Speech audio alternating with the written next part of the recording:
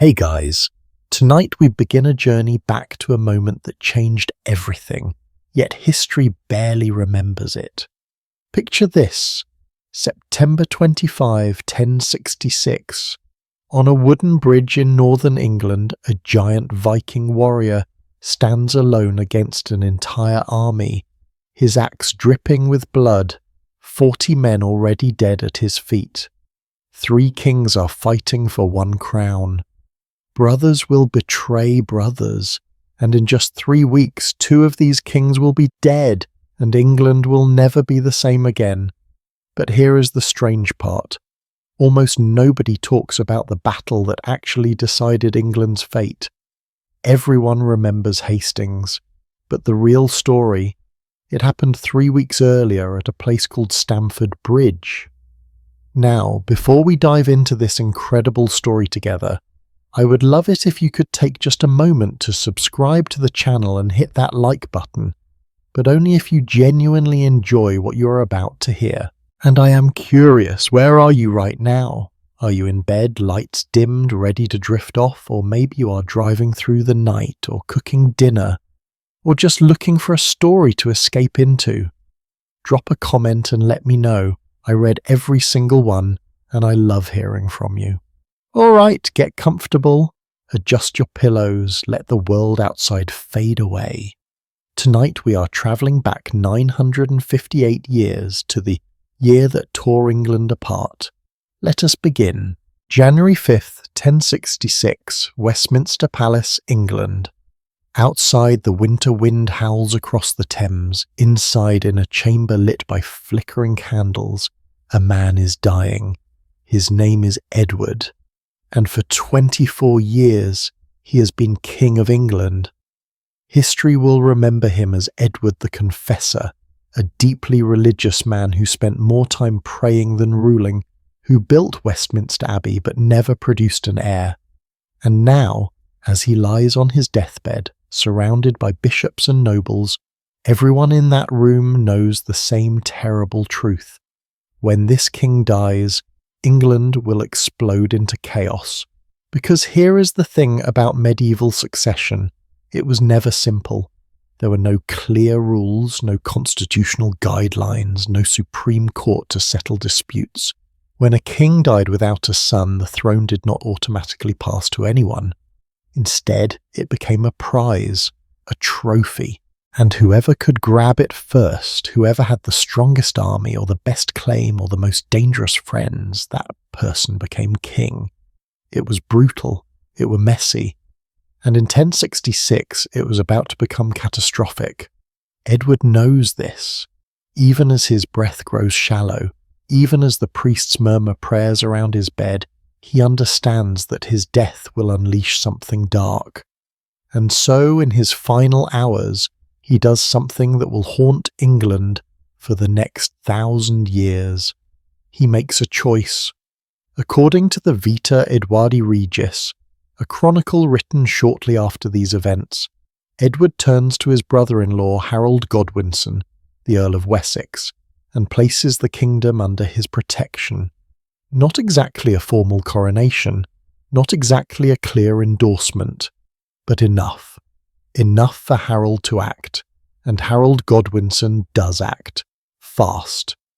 The very next day, January 6th, 1066, Harold is crowned King of England at Westminster Abbey, the same abbey Edward built, the same abbey where Edward's body is still being prepared for burial. Think about that for a moment. The old king is not even cold yet, and Harold is already wearing the crown. Some historians call it decisive leadership, others call it a power grab. Either way, it worked. Harold Godwinson is now King of England. But here is where things get complicated, because Harold is not the only person who thinks he deserves that crown. Across the English Channel in Normandy, a man named William the Bastard they call him, though never to his face, hears the news and goes absolutely ballistic. William, Duke of Normandy, believes Edward promised him the throne. There is even a story carved into the famous Bayeux tapestry that Harold himself once swore an oath to support William's claim. Whether that oath was made freely or under duress, whether it even happened at all, nobody knows for sure, but William believes it. And William is not the kind of man who forgives broken promises. And then there is the third contender, the one most people forget. Up in Norway, 1,000 miles to the north, there is a king named Harald Sigurdsson. History knows him as Harald Hardrada, Harold the Hard Ruler. And if William is angry, Harald Hardrada is furious, because in his mind he has a claim too, a claim based on old agreements between previous kings on Viking conquests from decades earlier, on the idea that England once belonged to Scandinavian rulers and should again. It is a weaker claim than William's, honestly. But Harald Hardrada does not care. He has spent his entire life taking what he wants, and now, at 51 years old, he wants England. So let us pause here and take stock of the situation. We have 3 men, all convinced they should be king. Harold Godwinson, the English earl who moved fast and grabbed the crown. William of Normandy, the calculating duke who believes he was promised the throne. And Harald Hardrada, the Viking warrior king who thinks conquest is its own justification. 3 incredibly dangerous men, 3 massive egos, 1 crown. You can see where this is going, right? But what makes 1066 so uniquely catastrophic is not just that 3 men wanted the throne, it is that all 3 of them were willing to invade England to get it. And Harold Godwinson, sitting in Westminster Palace with his brand new crown, knows it. He knows that somewhere out there armies are forming, ships are being built, swords are being sharpened, and soon, maybe in weeks, maybe in months, someone is going to come for him. Now imagine being Harold for a moment. You have just become king of one of the wealthiest, most powerful countries in Europe. You should be celebrating. You should be consolidating power, rewarding allies, planning your reign. Instead, you are preparing for war, because that is the reality of medieval kingship. The crown does not make you safe. It makes you a target, and Harold has reasons to be paranoid, because one of his enemies is not across the sea. One of his enemies is family, his own brother, a man named Tostig Godwinson. And Tostig's hatred for Harold is so intense, so all-consuming, that he is willing to destroy England just to see his brother fall. We will talk much more about Tostig in our next part of this story. For now, just know this.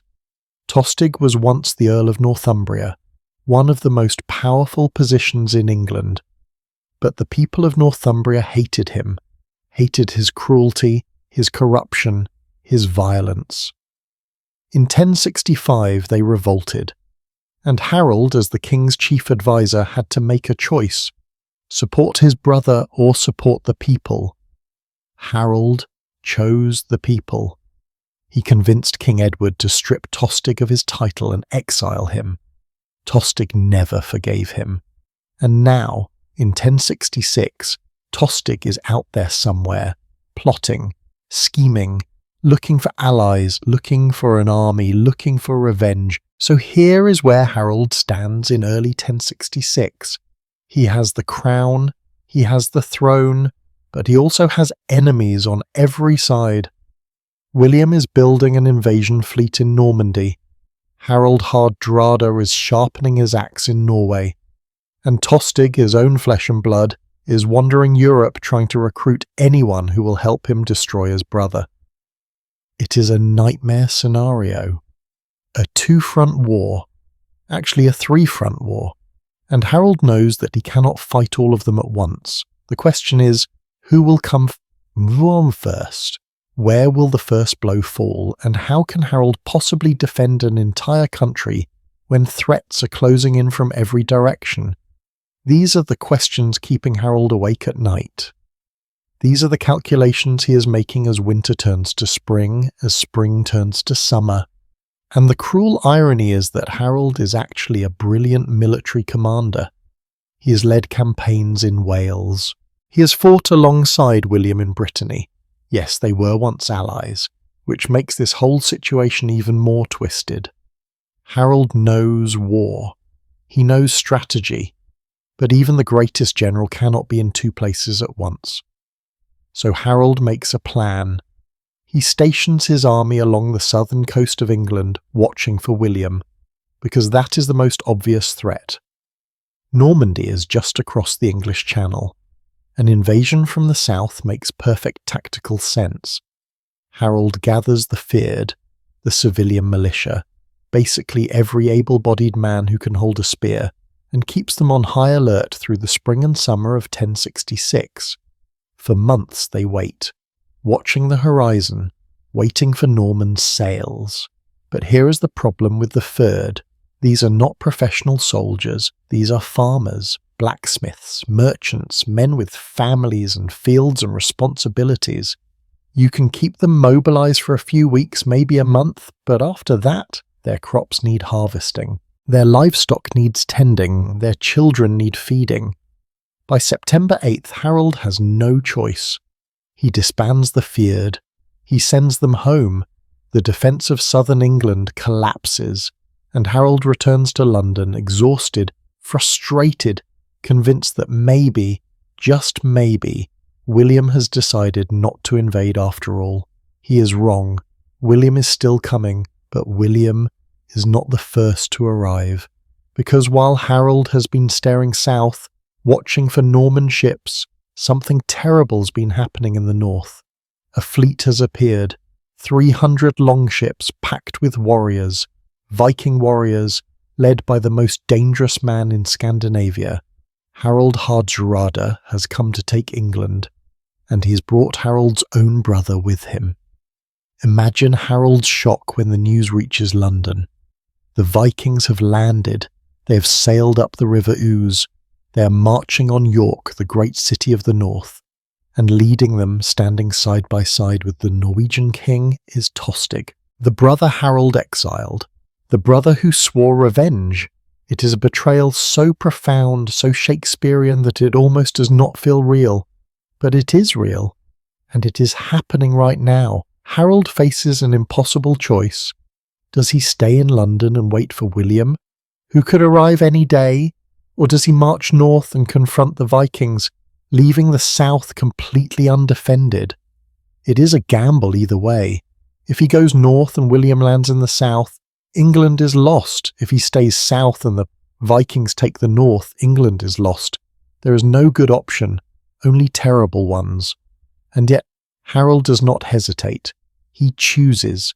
He will march north. He will face the Vikings. He will deal with his brother. And somehow, some way, he will win. Because that's what kings do. They make impossible choices and live with the consequences. So Harold gathers every soldier he can find, his elite housecarls, his personal bodyguards, the best warriors in England, and begins preparing for a forced march. 190 miles from London to York, through the heart of England, and he needs to do it fast, faster than anyone thinks possible, because every day he delays is another day the Vikings have to consolidate power, to recruit allies, to dig in. Speed is everything now. Surprise is everything. But before Harold can march, he receives more terrible news. The northern earls, Edwin and Morcar, the men who were supposed to defend York, have already fought the Vikings, and they lost, badly, at a place called Fulford Gate just outside York. On September 20th, the Vikings crushed the northern English army. Men drowned in ditches, bodies piled up in the mud. York surrendered almost immediately. Harold Hardrada is now sitting in one of the most important cities in England, waiting for hostages, planning his coronation, probably laughing at how easy it all was. Harold hears this news and does not flinch. He does not panic, he does what he does best. He moves. On September 16th, or perhaps a few days earlier, sources disagree. Harold and his army leave London. And what happens next is one of the most astonishing feats of military movement in medieval history. But to understand what Harold is marching toward, to understand the enemies he faces, we need to know who these men are. First, the legendary Viking king who has spent 35 years conquering half of Europe, a man they call the Thunderbolt of the North, Harald Hardrada, and then the bitter vengeful brother who brought him here, Tostig, two men driven by ambition and hatred, two men who are about to discover that Harold Godwinson is not the king they expected. So let us meet them, let us understand their stories, because knowing who these enemies are makes what happens at Stamford Bridge even more extraordinary. Let us start with the Viking, with Harald Hardrada, the last great warrior of a dying age. So who exactly was this man, this Harald Hardrada, who thought he could conquer England? Because understanding him is crucial to understanding what happens next.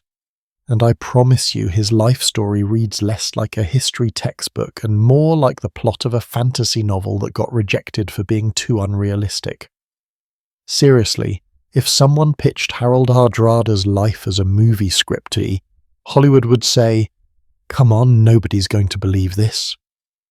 Let us go back to the beginning. The year is 1015. The place is Ringerike, Norway, a landscape of fjords and mountains, forests and frozen lakes. A child is born to a local chieftain named Sigurd Syr and his wife Osta Gudbrandsdatter. They name him Harald, little Harald Sigurdsson.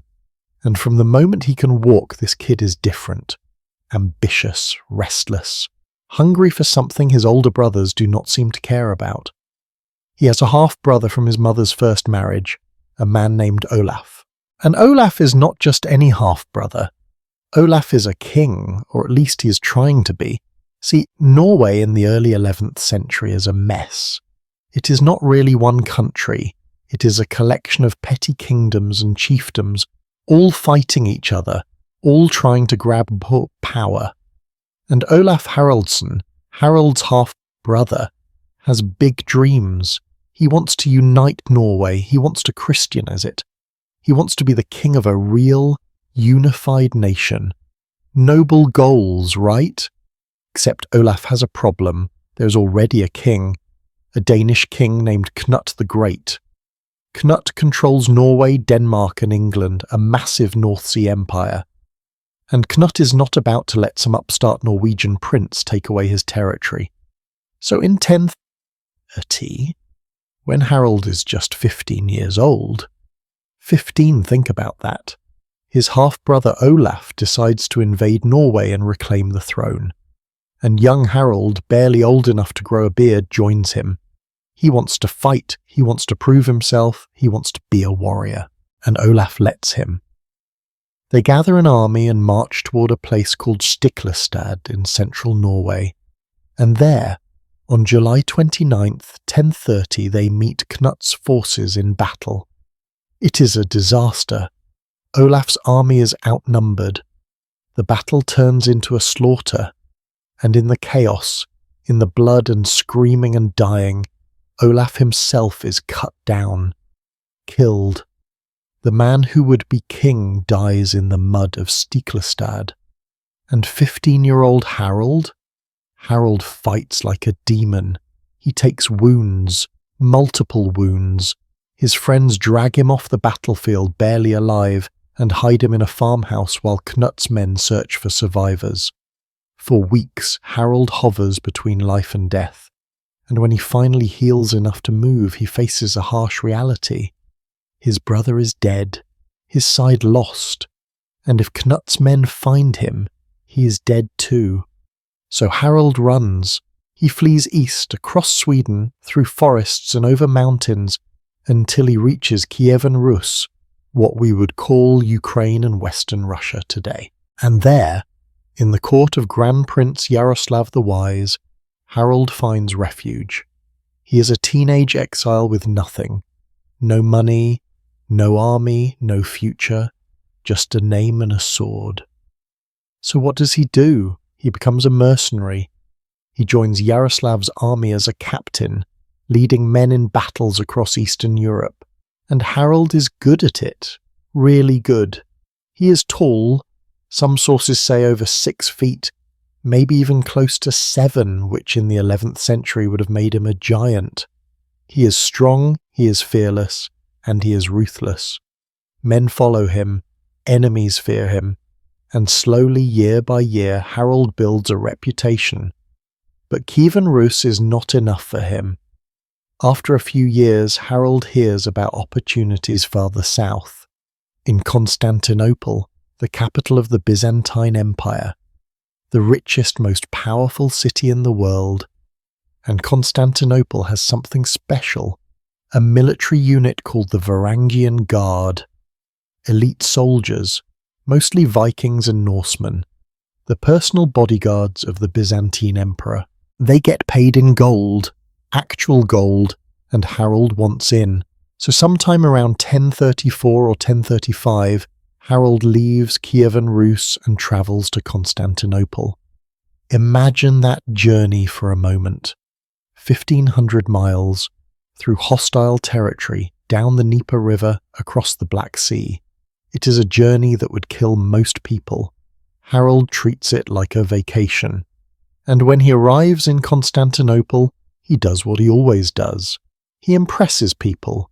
He joins the Varangian Guard, and within a few years, he is commanding it. Now, being a Varangian means you get sent all over the Mediterranean. The Byzantine Empire is constantly at war, fighting Arabs in Syria, rebels in Bulgaria, pirates in Sicily. And Harold goes everywhere. He fights in Jerusalem. Yes, Jerusalem. He participates in campaigns to reclaim parts of the Holy Land. He fights in North Africa, in southern Italy, in Sicily, where, and this is wild, he fights alongside Norman warriors. The same Normans who 30 years later will invade England under William the Conqueror. History is so tangled, right? Harold and William's men fought together in Sicily, and soon they will fight against each other for England. But here is where Harold's story gets really interesting. Because in Constantinople, Harold is not just a soldier, he is a player in the most dangerous game in the world, Byzantine court politics, and he catches the eye of a woman named Zoe. Empress Zoe, one of the most powerful and ruthless women in history. Zoe has already been married 3 times. She has poisoned rivals, she has orchestrated coups. She is in her 50s when she meets Harold, and Harold is in his 20s, but age does not matter in Byzantine politics. Power matters, and Zoe has power. The sources, particularly the sagas written in Iceland centuries later, claim that Zoe and Harold became lovers. Whether that is true or exaggerated, we do not know. Medieval writers loved a good romance, but what we do know is this. Harold gets caught up in a palace coup. In 1042, the sitting emperor, Michael V, tries to depose Zoe and throw her in prison. Bad move. The people of Constantinople riot. The city explodes into violence. And Harold, commanding the Varangian Guard, has to choose a side. He chooses Zoe. He and his men storm through Constantinople, fighting street to street, breaking into the palace. And when they find Michael V, Harold personally blinds him.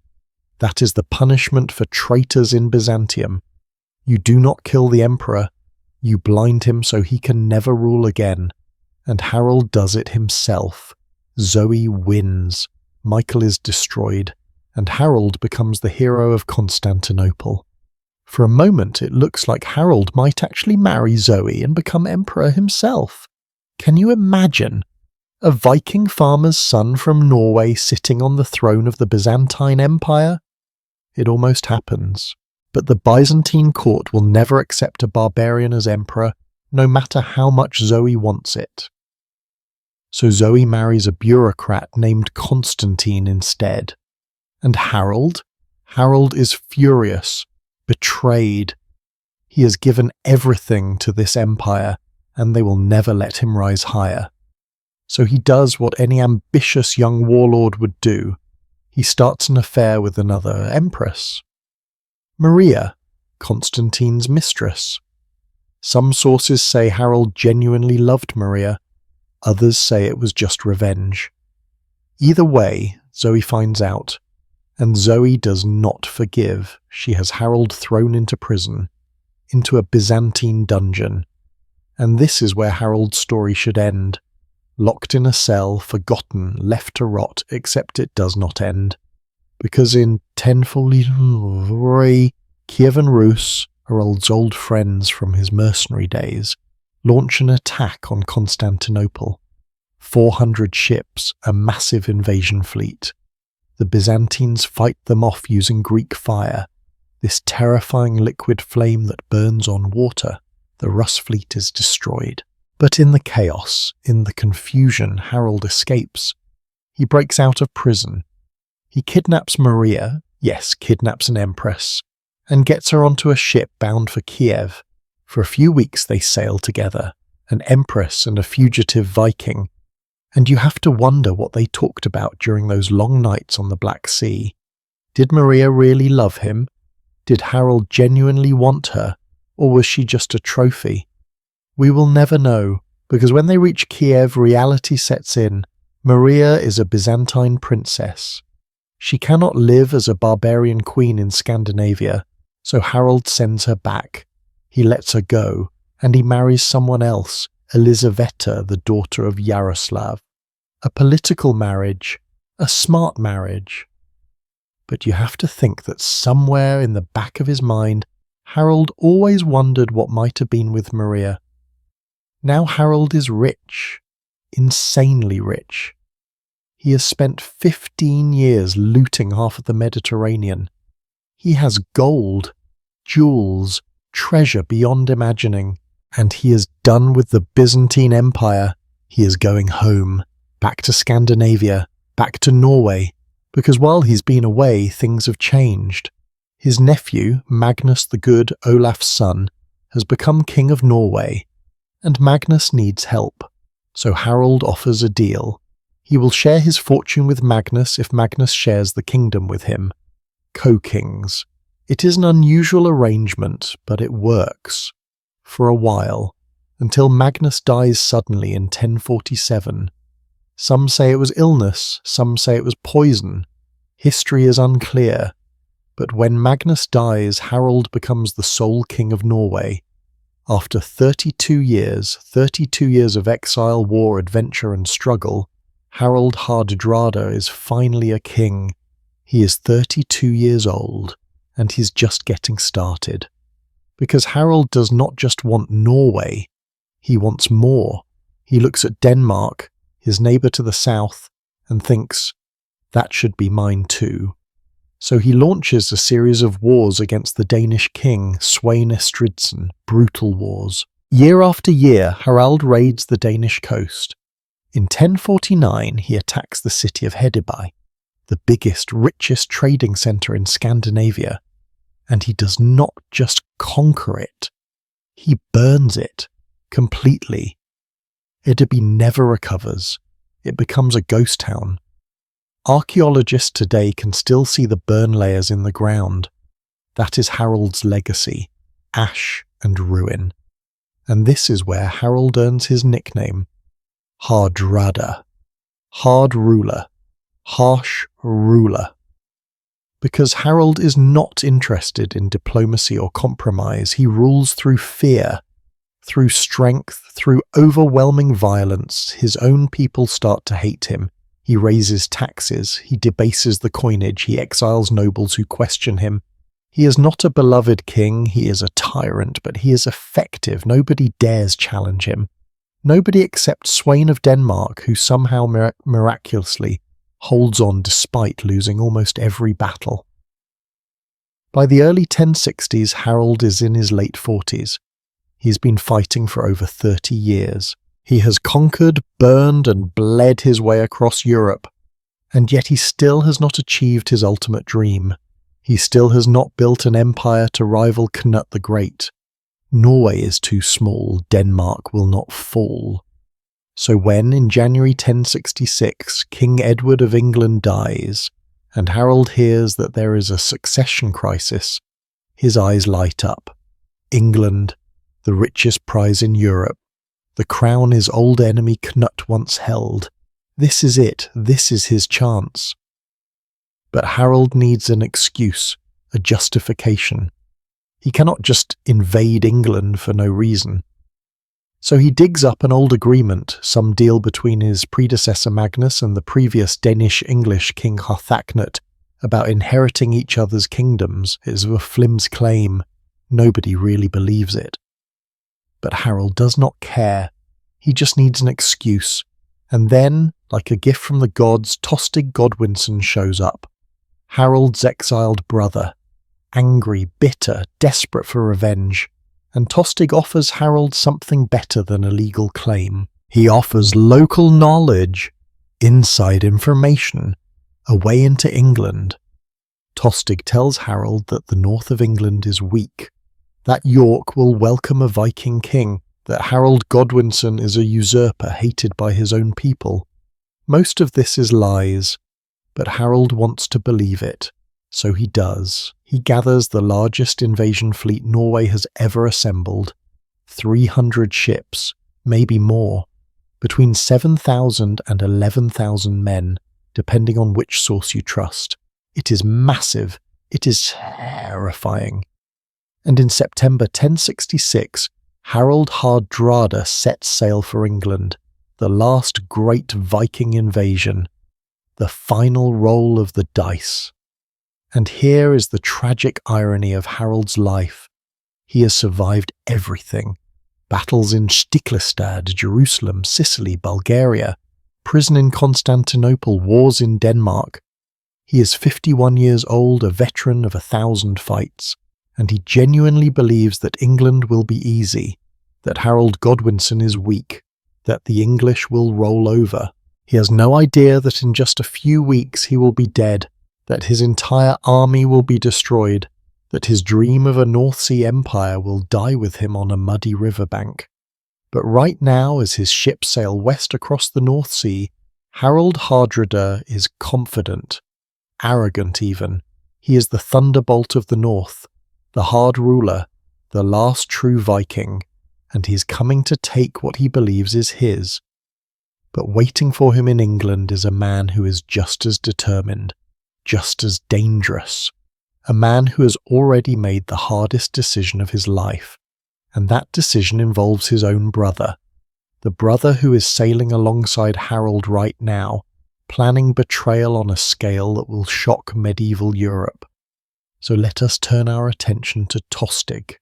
Let us understand how a family feud became a national catastrophe, because the next part of this story is not about kings and empires, it is about brothers, and how loyalty, when broken, can destroy everything. Family betrayal hits different, does it not? There is something uniquely painful about being stabbed in the back by your own blood. A stranger's betrayal stings, an enemy's treachery you expect.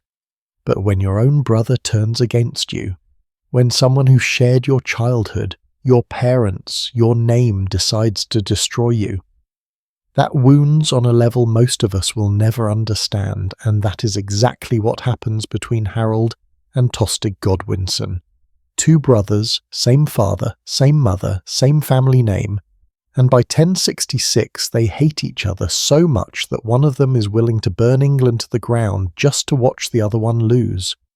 Let us talk about Tostig, because if you want to understand why Stamford Bridge happens, why thousands of men die on a September day in northern England, you have to understand this man. And fair warning, Tostig is not a sympathetic character. He is not some misunderstood anti-hero. He is cruel, arrogant, violent, and yet in his own twisted way he believes he is the victim. He believes his brother wronged him, and that belief, that sense of righteous anger, drives him to commit one of the most spectacular acts of revenge in medieval history. Tostig Godwinson was born sometime around 1029, which makes him younger than Harold, but still part of the powerful Godwin family. Their father, Godwin, Earl of Wessex, was one of the most influential men in England, basically the power behind the throne during much of King Edward's reign. And the Godwinsons were everywhere. Harold, Tostig, their brothers Gurth, Leofwine, Wulfnoth, their sister Edith, who married King Edward himself. This family controlled massive amounts of land, wealth, and military power. They were the Kennedys of 11th century England, or maybe the Lannisters, if we're going for a Game of Thrones comparison.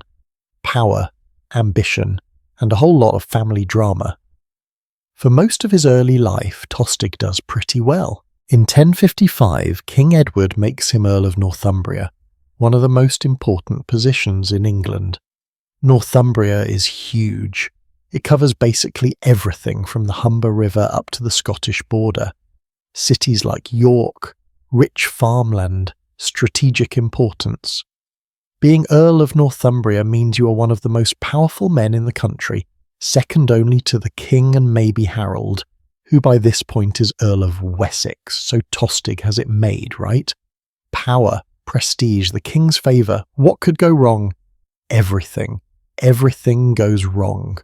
Because Tostig is a terrible ruler. And I do not mean he makes a few mistakes or rubs people the wrong way. I mean he is genuinely awful, corrupt, brutal, paranoid. The people of Northumbria quickly realise that their new earl is more interested in enriching himself than governing fairly. Tostig raises taxes to absurd levels and pockets the money. He ignores local customs and laws, and worst of all, he starts killing people, not in battle, not in legitimate legal proceedings, just murder. Political rivals, people who speak out against him, anyone he perceives as a threat. There is a specific incident recorded in the Anglo-Saxon Chronicle that gives you a sense of just how bad things got. In 1065, Tostig invites two prominent Northumbrian nobles, Gamel, son of Orm, and Ulf, son of Dolphin, to a meeting at York. These are important men, respected men. They come expecting to discuss governance or maybe air some grievances. Instead, Tostig has them murdered, right there, in his own hall. Some sources say he did it personally, others say he ordered his guards to do it. Either way, two unarmed guests under the protection of hospitality laws are butchered, and Tostig confiscates their lands and wealth. Now, medieval England is violent. People understand that nobles sometimes kill each other, but there are rules, codes. You do not murder guests in your own hall. That is a fundamental violation of everything the society holds sacred. It is like showing up to a peace conference and shooting the other negotiators. Tostig has crossed a line, and the people of Northumbria have had enough. In October 1065, just 1 year before the events we are building toward, Northumbria explodes into revolt. And this is not some small localized uprising. This is a full-scale rebellion. Hundreds, maybe thousands of armed men march on York. They storm Tostig's residence, they kill his guards, they seize his treasury, and then they do something extraordinary. They formally depose him. They declare that Tostig is no longer their earl, and they will not accept him back under any circumstances. Then they march south, toward King Edward, to demand a new earl. King Edward is furious. How dare his subjects rebel against a royal appointment? He wants to send the army north and crush the rebellion. He wants to restore Tostig by force, but there is a problem. Harold. Harold Godwinson, Tostig's own brother, tells the king no. Harold argues that the rebellion is justified, that Tostig has been a tyrant, that forcing Northumbria to accept him back will only cause more bloodshed, more instability. Harold convinces Edward to let Tostig go, to name a new earl, a man named Morcar, and to let Northumbria have peace. Can you imagine that conversation?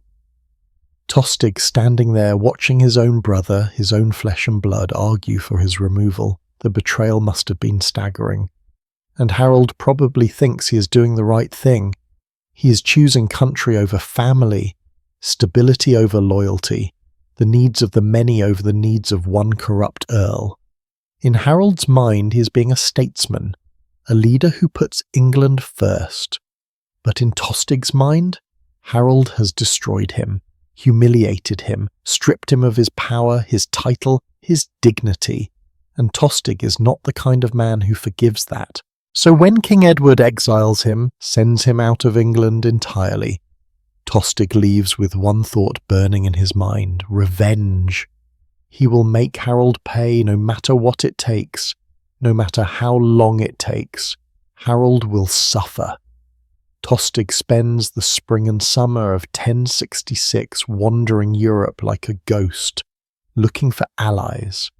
First he goes to Flanders, where his wife's family has connections. He tries to recruit mercenaries. Then he sails to Normandy to meet with William the Bastard. And this is fascinating because Tostig and William have a conversation about invading England together. Can you picture it? Two men, both with grudges against Harold, plotting in some Norman castle. But William is smart. He knows Tostig is unreliable. Desperate men make poor allies. So William says no. Or maybe he says, "Let me think about it," which in medieval politics means no. Either way, Tostig leaves Normandy empty-handed. Then Tostig tries something bolder. In May 1066, he launches his own invasion of England. A small one. He takes a few ships and raids the southern coast. Sussex, the Isle of Wight, places like that. It is not a serious military threat. It is more like a tantrum. Tostig is lashing out, trying to hurt his brother any way he can. But Harold's navy chases him off. Tostig flees north to Scotland, where King Malcolm gives him shelter. And there, in Scotland, probably sitting in some cold stone castle, stewing in his hatred, Tostig makes his final, fatal decision. If he cannot beat Harold alone, he will find someone who can. Someone with an army, someone with a fleet, someone with nothing to lose and everything to gain. So Tostig sails to Norway, and he finds Harald Hardrada. Now, think about this from Hardrada's perspective. Here is this exiled English earl showing up at your court offering you England on a platter.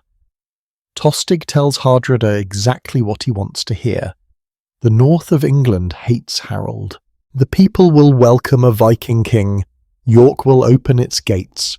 All Hardrada has to do is show up with an army, and England will fall into his lap like a ripe apple. It is a lie, mostly, but it is a convincing lie. And Hardrada wants to believe it. So they make a deal. Hardrada will invade England.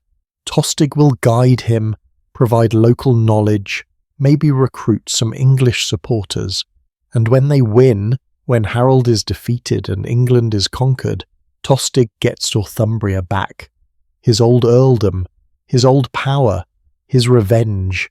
It is a devil's bargain. Tostig knows that siding with a foreign invader makes him a traitor, that if they lose he will be remembered as one of the greatest villains in English history. But he does not care. His hatred for Harold has consumed him so completely that nothing else matters. And here is the thing that makes this story so tragic. Harold probably still loves his brother, even after everything, even after the betrayal, the exile, the raids, because when Harold hears that Tostig is sailing with the Vikings, when he learns that his own brother is coming to kill him, he does not rage, he does not vow vengeance. According to the sagas, and yes, these are written later and may be exaggerated, but there is probably some truth here, Harold's first reaction is sadness, grief. He knows what this means. He knows that one of them is going to die.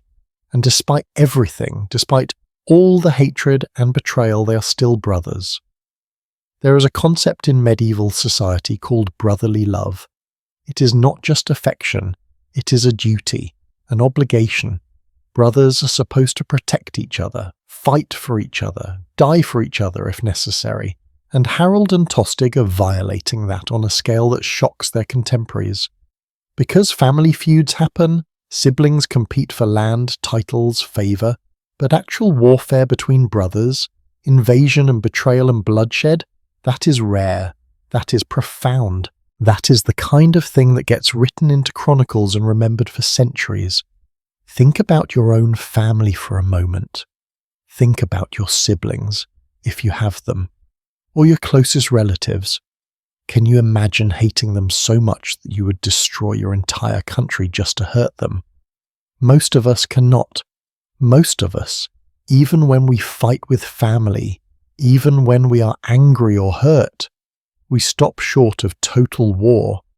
There is a line we will not cross, but Tostig crosses it. He crosses it without hesitation, and that makes him either incredibly brave or incredibly broken. Probably both. So in September 1066, Tostig sails with Harald Hardrada's fleet, 300 ships, thousands of warriors, the largest Viking invasion in decades.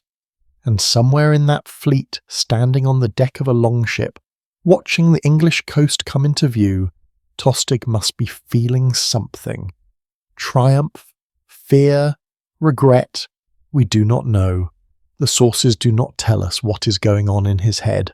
But I like to imagine there is a moment, maybe just a second, where Tostig wonders if he is making a mistake, if there was another way, if brotherly love could have won out over pride and revenge. But if that moment happens, it passes quickly, because now the die is cast, the ships have landed, the army is marching inland, and there is no going back. Tostig has made his choice. He has sided with Norway against England, with Harald Hardrada against Harold Godwinson, with revenge against family. And soon, very soon, that choice will lead him to a muddy field in Yorkshire, where he will face his brother one last time, where one of them will offer peace and the other will refuse, where blood will spill, where a family will be destroyed forever. But before we get to that confrontation, before we get to the bridge and the battle and the death, we need to understand what Harold is dealing with. Because while Tostig is plotting with Vikings, Harold is staring at a map of England and realizing he is trapped, caught between two invasions, two enemies, and he has to make a decision that will determine not just his fate, but the fate of an entire nation. So let us step back into Harold's shoes. Let us feel the weight of that crown. Let us understand what it means to be king when the world is closing in on every side. There are moments in history where everything hangs on a single decision, where one choice made in one moment ripples out across centuries and changes the world forever. And Harold Godwinson, in the late summer of 1066, is living through one of those moments. He is standing at a crossroads, and every path leads to disaster. This is what we call in military history a two-front war, the nightmare scenario that has destroyed empires, toppled kingdoms, and broken the backs of even the greatest commanders. And Harold is about to experience it in its purest, most brutal form. Picture the situation. It is early September 1066. Harold has been king for exactly 8 months. 8 months of constant tension. 8 months of waiting for the hammer to fall. And now, finally, yes, the nightmare is becoming real.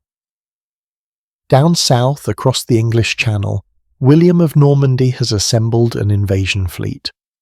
We are talking about 700 ships, maybe more, thousands of Norman knights with their heavy cavalry, their archers, their siege equipment, the single largest amphibious invasion force Europe has seen in generations, and they're just sitting there on the northern coast of France, waiting for favourable winds to carry them across to England. Harold knows they are coming. His spies have been sending reports for months. William is not hiding his intentions, he is making a spectacle of it, building ships in full view, recruiting warriors from all over France, Brittany, Flanders, securing the Pope's blessing. Yes, the Pope has actually endorsed William's invasion, claiming that Harold broke an oath. Whether that is true or papal politics, it does not matter now. What matters is that William has God, apparently, on his side, and an army ready to invade. So Harold does what any competent military leader would do. He mobilizes the Fyrd. Now, we mentioned the Fyrd briefly before, but let us really understand what this means. The Fyrd is not a professional standing army. Medieval England does not have one of those. Instead, the Fyrd is a militia system. Every region, every shire, has to provide a certain number of able-bodied men for military service. Farmers, blacksmiths, merchants. Basically, if you are male, healthy and of age, you can be called up. You grab whatever weapon you have, a spear, an axe, maybe a sword if you're lucky, and you report for duty. The system works fine for short-term emergencies, a few weeks defending a border, a quick response to raiders, but it was never designed for long-term campaigns, because these men have lives, families, crops that need harvesting, animals that need tending. You cannot keep a farmer away from his farm for months at a time without causing economic collapse. Medieval agriculture operates on razor-thin margins. Miss the harvest and people starve. It is that simple. And Harold has been keeping the Fyrd mobilized since May, 4 months. 4 months of men sitting on the southern coast watching the horizon, waiting for Norman sails that never appear. 4 months of eating through supplies. 4 months away from home, and by late August it is harvest time. The men are getting desperate. Their families are sending messages. Come home, we need you. The wheat is ready. If you do not harvest now, we will have nothing for winter. Can you imagine being Harold, reading those pleas and having to say no? Having to keep men away from their livelihoods because of a threat that might come next week or next month, or maybe not at all. But Harold has no choice. He cannot leave the south undefended. If he sends the Fyrd home and William lands the next day, England falls without a fight. So Harold holds the line, day after day, week after week, and the men are getting restless. Morale is collapsing, supplies are running out, and still William does not come. Why? Because William has his own problems. The wind is blowing the wrong direction. Medieval ships cannot sail directly into the wind. They need favourable conditions. And all through the summer of 1066 the wind blows from the north and east, which would push William's fleet right back into France. So he waits, and waits, and waits. It is a bizarre standoff. 2 armies ready to fight, both stuck because of weather. If you were writing this as fiction, editors would say it is too convenient.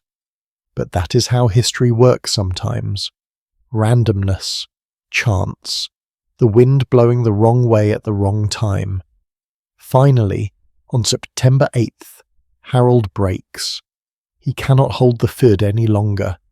According to the Anglo-Saxon Chronicle, the men's provisions had run out, and no one could keep them there any longer.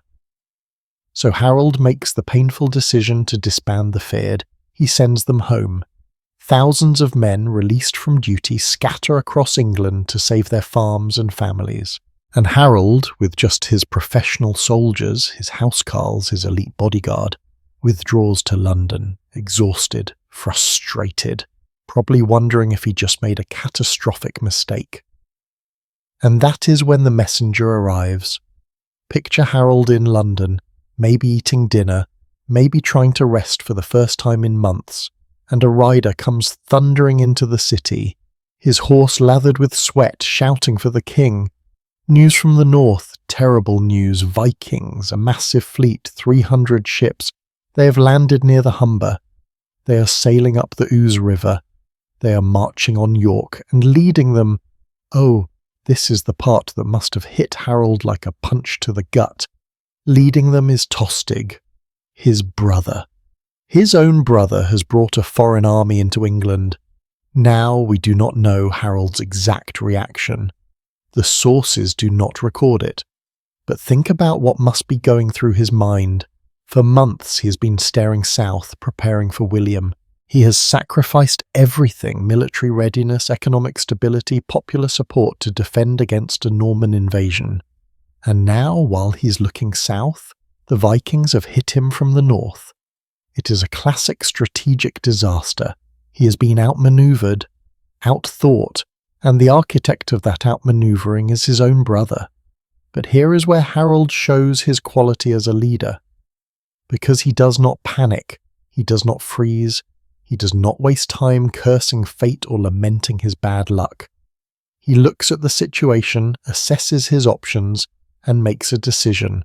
A bold decision. A decision that most military historians consider either brilliant or insane, depending on who you ask. Harold decides to march north. Immediately. With whatever forces he can gather, and he's going to catch the Vikings before they can consolidate their hold on Yorkshire. Now, let us be clear about what this means. Harold is leaving the south completely undefended. If William lands while Harold is in the north, there is nobody to stop him. The Norman army could march straight to London and claim the throne without a fight. Harold is gambling everything on speed. On the bet that he can defeat the Vikings and get back south before William makes his move. It is an enormous risk. Maybe the biggest risk any English king has ever taken. But what is the alternative? If Harold stays in London and lets the Vikings take the north, England is split in two. Harold Hardrada controls York, the second most important city in the kingdom. He can recruit allies, consolidate power, set up a rival government. And Harold would have to fight a long grinding campaign to retake the north while also defending against William in the south. That is a guaranteed loss. So Harold chooses the aggressive option, the offensive option. He will go to the Vikings, he will fight them on his terms, and he will destroy them before they even know he is coming. It is a decision that echoes through military history. Commanders study this moment, because Harold is doing something that seems crazy, but is actually deeply strategic.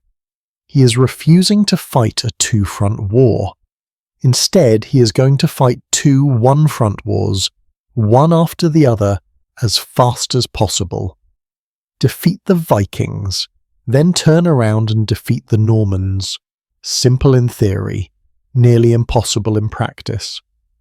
And Harold has another advantage: information, intelligence, because while Harold has been sitting in London, he has been receiving reports from the north. Not just vague rumours, but detailed intelligence about numbers, about movements, about plans. And this is where being King of England helps. Harold has a network. Loyal nobles, informants, people who owe him favours or fear his wrath. And those people are sending him information faster than Hardrada realises. So Harold knows, or at least strongly suspects, that the Vikings have already fought a battle at a place called Fulford just outside York, on September the 20th. We will talk about Fulford in detail in the next section, but for now, just know this: the Vikings won. They crushed the northern English army led by Earls Edwin and Morcar. York surrendered, and Harold Hardrada, feeling confident, maybe even a little cocky, has taken only part of his army inland to receive hostages at a meeting point called Stamford Bridge. The rest of his force, maybe a third of his total strength, is still with the ships at a place called Rickhall, about 10 miles south of York. This is crucial information, because it means the Viking army is divided. And better yet, the part that is at Stamford Bridge is not expecting a fight. They think they have won. They think the English are beaten. They think Harold is still in the south staring at the Channel waiting for William. They have no idea that Harold is coming, that he's already on the road, that he is covering ground at a speed that should not be possible for a medieval army. And this is where Harold's experience as a military commander really shines. Because Harold is not just marching north with his housecarls, he is recruiting as he goes. Every town he passes through, he gathers men, local thanes, minor nobles who owe military service, militia, anyone who can hold a weapon, He is building an army on the move. It is not as large as the feared would have been, but it is motivated. These northern men have just watched their earls get crushed at Fulford. They have watched York surrender to Vikings. They are angry, humiliated, ready to fight, and Harold is giving them that chance. Now let us talk about the march itself, because this is one of the most impressive logistical achievements in medieval military history. Harold leaves London probably around September 16th, though the exact date is debated, and heads north. The distance from London to York is about 190 miles. In modern terms, that is a 3-hour drive. In 1066, that is a week of hard marching, maybe more. Armies do not move fast. You have to account for supply wagons, stragglers, rest breaks, difficult terrain. But Harold does not have a week. Every day he delays is another day the Vikings have to dig in, to recruit allies, to discover that he is coming. So Harold pushes his men to the limit. Some sources say he makes the journey in just 4 days. 4 days, that is almost 50 miles a day for an army, with equipment. In September, so the weather is probably rainy, roads probably muddy. It is borderline superhuman. Modern military analysts look at this march and shake their heads in disbelief. Roman legions, famous for their speed and discipline, typically marched about 15 to 20 miles per day. Harold is doing 2 to 3 times that. How? A few theories. First, Harold is travelling light. No heavy siege equipment. No wagon trains full of supplies. The men are carrying what they need on their backs. Second, Harold is using mounted troops whenever possible. Not cavalry in the sense of fighting on horseback. Anglo-Saxon warfare is primarily infantry-based, but horses for transportation. Ride until the horses are exhausted, then switch to marching. Third, and this is the crucial part, Harold is travelling day and night, no stopping for proper rest. Just constant grinding movement. Sleep when you drop, eat while you walk, keep moving. Can you imagine being one of Harold's housecarls on that march? You've just spent 4 months sitting on the southern coast, bored out of your mind, watching for an invasion that never came. You finally get released, start heading home, and then suddenly the king is calling you back. And now you are marching north at a pace that is destroying your body. Your feet are blistered, your legs are screaming, you have not slept in days, and you know that at the end of this march, you are going to fight Vikings, professional warriors, some of the most feared fighters in Europe. And you do not even know if you are going to survive, but you keep marching, because Harold is marching. The king is right there with you, suffering the same exhaustion, eating the same rations, sleeping, if you can call it sleep, on the same cold ground. There is something powerful about that kind of leadership. Harold is not sitting in a comfortable tent while his men suffer. He is suffering with them, and that inspires loyalty in a way that words never could. By September 24th, Harold's army reaches Tadcaster, a small town about 10 miles south of York. They are exhausted, filthy, probably half dead on their feet. But they are here. They have made the impossible march, and according to some sources, Harold does something brilliant at Tadcaster. He camps for the night but issues strict orders. No fires, no noise. No one is allowed to enter York and spread word the king has arrived. Harold wants to keep his presence a secret for just a little bit longer. One more night, one more surprise, and that night, while Harold's men collapse in exhausted sleep, while the Vikings at Stamford Bridge celebrate their victory and wait for their hostages, Harold is planning. He is gathering intelligence from locals, learning the layout of the land, figuring out where exactly the Vikings are, how many, what condition they are in, and he's realizing that he has a chance here. A real chance if he moves fast enough, if he stays quiet enough, if the Vikings do not discover him until it's too late. He can catch them completely off guard. It is the kind of opportunity commanders dream about, an enemy divided, unprepared, overconfident. All Harold has to do is seize the moment, strike hard, strike fast, and hope that his exhausted, outnumbered army can pull off a miracle, because that's what it will take. A miracle. The Vikings are legendary fighters.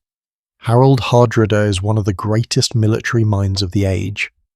Tostig knows the terrain, knows the people, and Harold's men are dead tired from the fastest march in English history. But Harold has one thing the Vikings do not: surprise. And in warfare, surprise can overcome almost any disadvantage. So as the sun rises on September 25th, 1066, Harold gives the order. They are moving out, heading to Stamford Bridge, and they're going to show the Vikings what happens when you underestimate England. Before Harold can win at Stamford Bridge, he has to survive the fact that he already lost at Fulford. And Fulford is a disaster that almost nobody remembers, which is strange, because it is one of the bloodiest, most consequential battles in English medieval history. Think about it this way: if the Vikings had lost at Fulford, there would be no Stamford Bridge. Harold Hardrada would have sailed home in defeat. Tostig would be a footnote, and Harold Godwinson would still be standing on the southern coast waiting for William. But the Vikings do not lose at Fulford. They win, decisively, brutally, and that victory sets everything else in motion.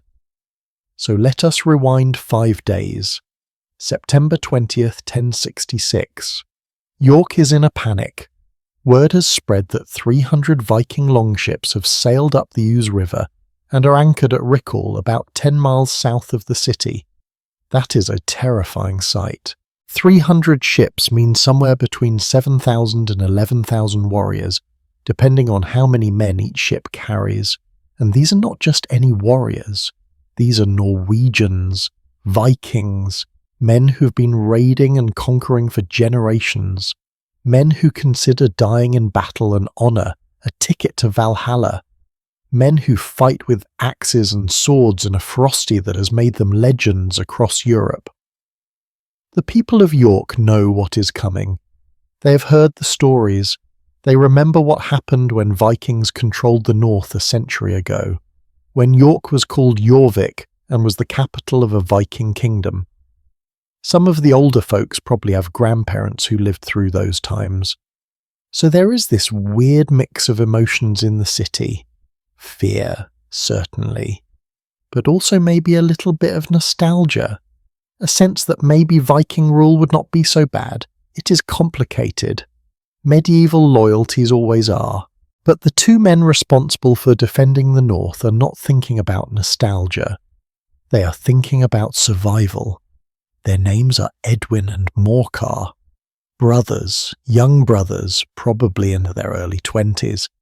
Edwin is the Earl of Mercia, which covers the Midlands of England. Morcar is the Earl of Northumbria. Yes, the same position Tostig used to hold before the rebellion kicked him out. So Morcar is personally invested in stopping Tostig from coming back. And both brothers know that if they do not act fast, York will fall without a fight. Here is their problem. Harold, the king, is in the south. They have sent messengers, of course, but messengers take time, and even if Harold leaves immediately, he is days away, maybe a week. Edwin and Morcar cannot wait. The Vikings are here now, advancing on York now, so the brothers make a decision that is either incredibly brave or incredibly foolish, depending on your perspective. They are going to fight right now. With whatever forces they have, they are going to meet the Vikings in open battle and try to stop them before they reach York. They gather their armies at a place called Fulford, just south of York, where a small river called the Germany Beck flows into the Ouse. It is decent defensive terrain, marshland on one side which the Vikings will have trouble crossing, the road to York on the other. Edwin and Morcar position their men along this line and wait. How many men do they have? We do not know exactly. The sources are vague. Maybe 3,000, maybe 5, probably fewer than the Vikings, but not catastrophically outnumbered. And these are good troops, northern Englishmen, men who have been fighting border skirmishes with the Scots for years. They know how to form a shield wall. They know how to hold a line. They are not helpless. But here is the thing. Edwin and Morcar are not experienced battlefield commanders. They are young. This might be the first major battle either of them has fought. And they are facing Harald Hardrada, a man who's been fighting battles since he was 15. A man who has fought in Constantinople, Jerusalem, Sicily, Bulgaria, Denmark. A man who has seen every trick, every tactic, every variation of medieval warfare. It is like putting a college football team up against the New England Patriots. Sure, the college team might get lucky, but probably not. The battle begins sometime in the late morning or early afternoon of September 20th. The Vikings advance up the road from Rickle, and according to the sources, particularly Snorri Sturluson's Heimskringla, written in Iceland about 150 years later, so take it with a grain of salt, but it's the best we have, the Vikings see the English army arrayed and waiting, and Harald Hardrada does not just charge. He is too smart for that. He studies the terrain. He sees the marsh. He sees the English positioned to defend the direct route, and he comes up with a plan. Harold orders his men to attack on the right, away from the marsh, putting pressure on Edwin's part of the line. And the English hold. This is what they trained for. Shield wall against shield wall, pushing, stabbing, dying. It is brutal, grinding combat.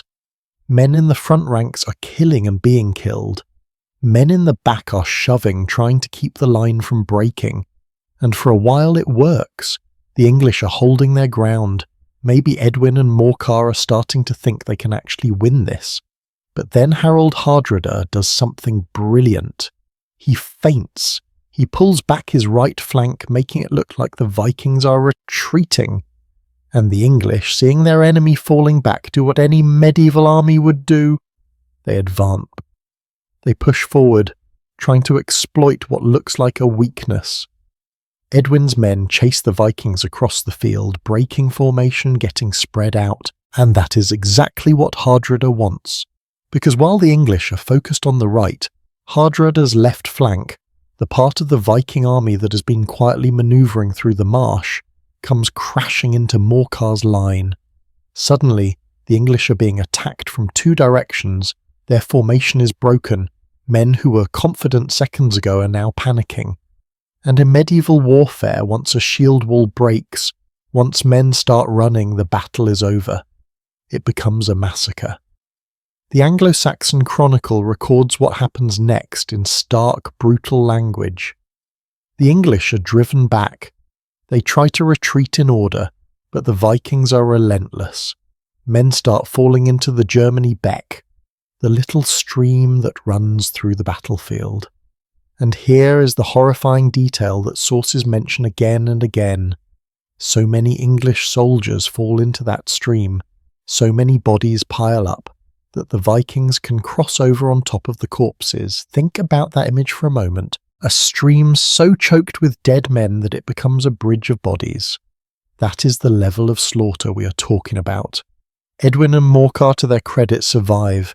They manage to escape with some of their men and retreat back to York. But their army is shattered, hundreds dead, maybe over 1,000. The exact numbers are lost to history, but every source agrees. Fulford is a catastrophe for the English, and York, watching from the city walls, knows they cannot resist. The Vikings have just destroyed the best army the North can field. What chance does the city have? So York does what cities do when facing overwhelming force. They negotiate.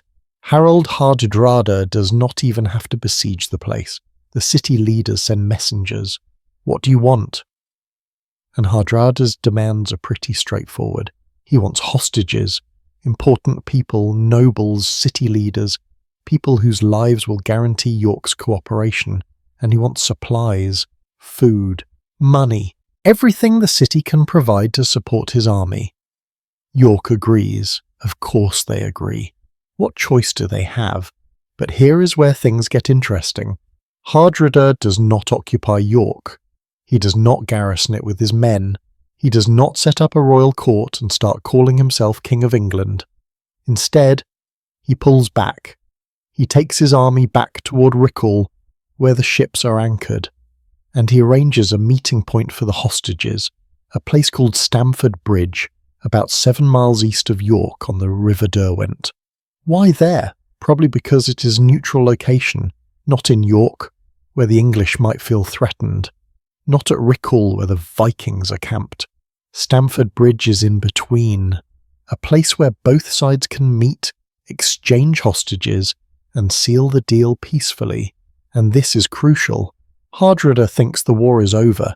He has won. York has surrendered. The northern earls are beaten. And King Harold is, or so Hardrada believes, still in the south, watching for William. There is no threat, no reason to expect a fight.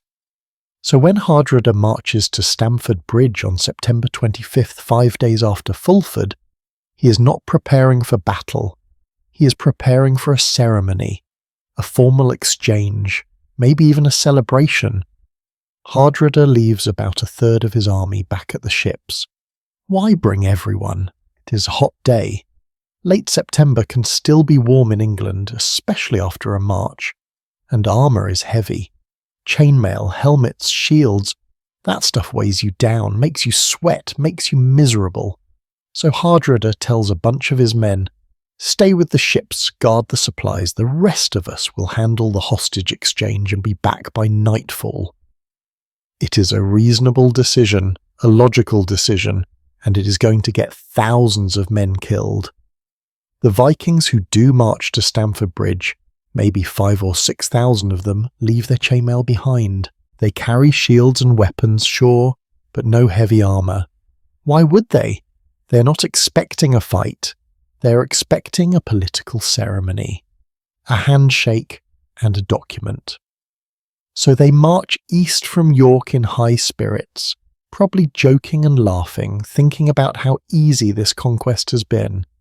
Fulford was tough, sure, bloody, but they won, and now England is theirs for the taking. Tostig is with them, walking alongside Hardrada. And what is Tostig feeling right now? Triumph? He is about to reclaim his earldom, about to get revenge on his brother, about to prove that exiling him was a mistake.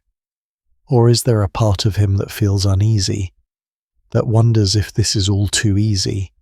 We do not know. The sources do not give us Tostig's thoughts. But I like to imagine he is nervous, because Tostig knows Harold, knows how smart he is, how ruthless when necessary, and maybe, just maybe, Tostig is wondering where his brother is right now. Meanwhile, back in York, something is happening that Hardrada does not know about. Harold's army has arrived quietly, secretly. They marched into the city at dawn on September 25th, before anyone could spread the word. And the people of York, seeing their king, their actual legitimate king, suddenly appearing with an army, make a choice. They keep quiet. Nobody rides out to warn the Vikings, nobody sends a messenger.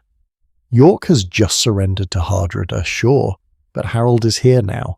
And loyalty is a flexible thing in medieval politics, so Harold, standing in York, getting intelligence reports from locals, learns exactly where the Vikings are.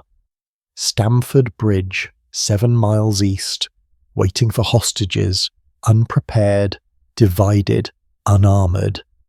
And Harold sees the opportunity. This is it. This is the moment that can change everything. If he moves fast enough, if he stays quiet enough, if he can cover 7 miles before anyone warns the Vikings, he can catch them completely by surprise. Harold gives the order. The army moves out, east towards Stamford Bridge, and Harold is riding at the front, his housecarls around him, his banner flying. These men have just marched 190 miles in 4 days. They are exhausted, hungry, sore, but they're also angry. They know what happened at Fulford.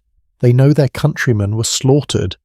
And now they have a chance for revenge, for justice, for England, so they march, fast, quiet, determined. And at Stamford Bridge the Vikings are waiting, relaxing in the sun, talking about what they will do with their new English lands. Maybe some of them are swimming in the River Derwent, cooling off, maybe some are napping under trees. They have no idea that 7 miles away death is coming for them, that in less than an hour they will be fighting for their lives. That their king, the great Harold Hardrada, the Thunderbolt of the North, the man who has survived 35 years of warfare, is about to die on a muddy English riverbank.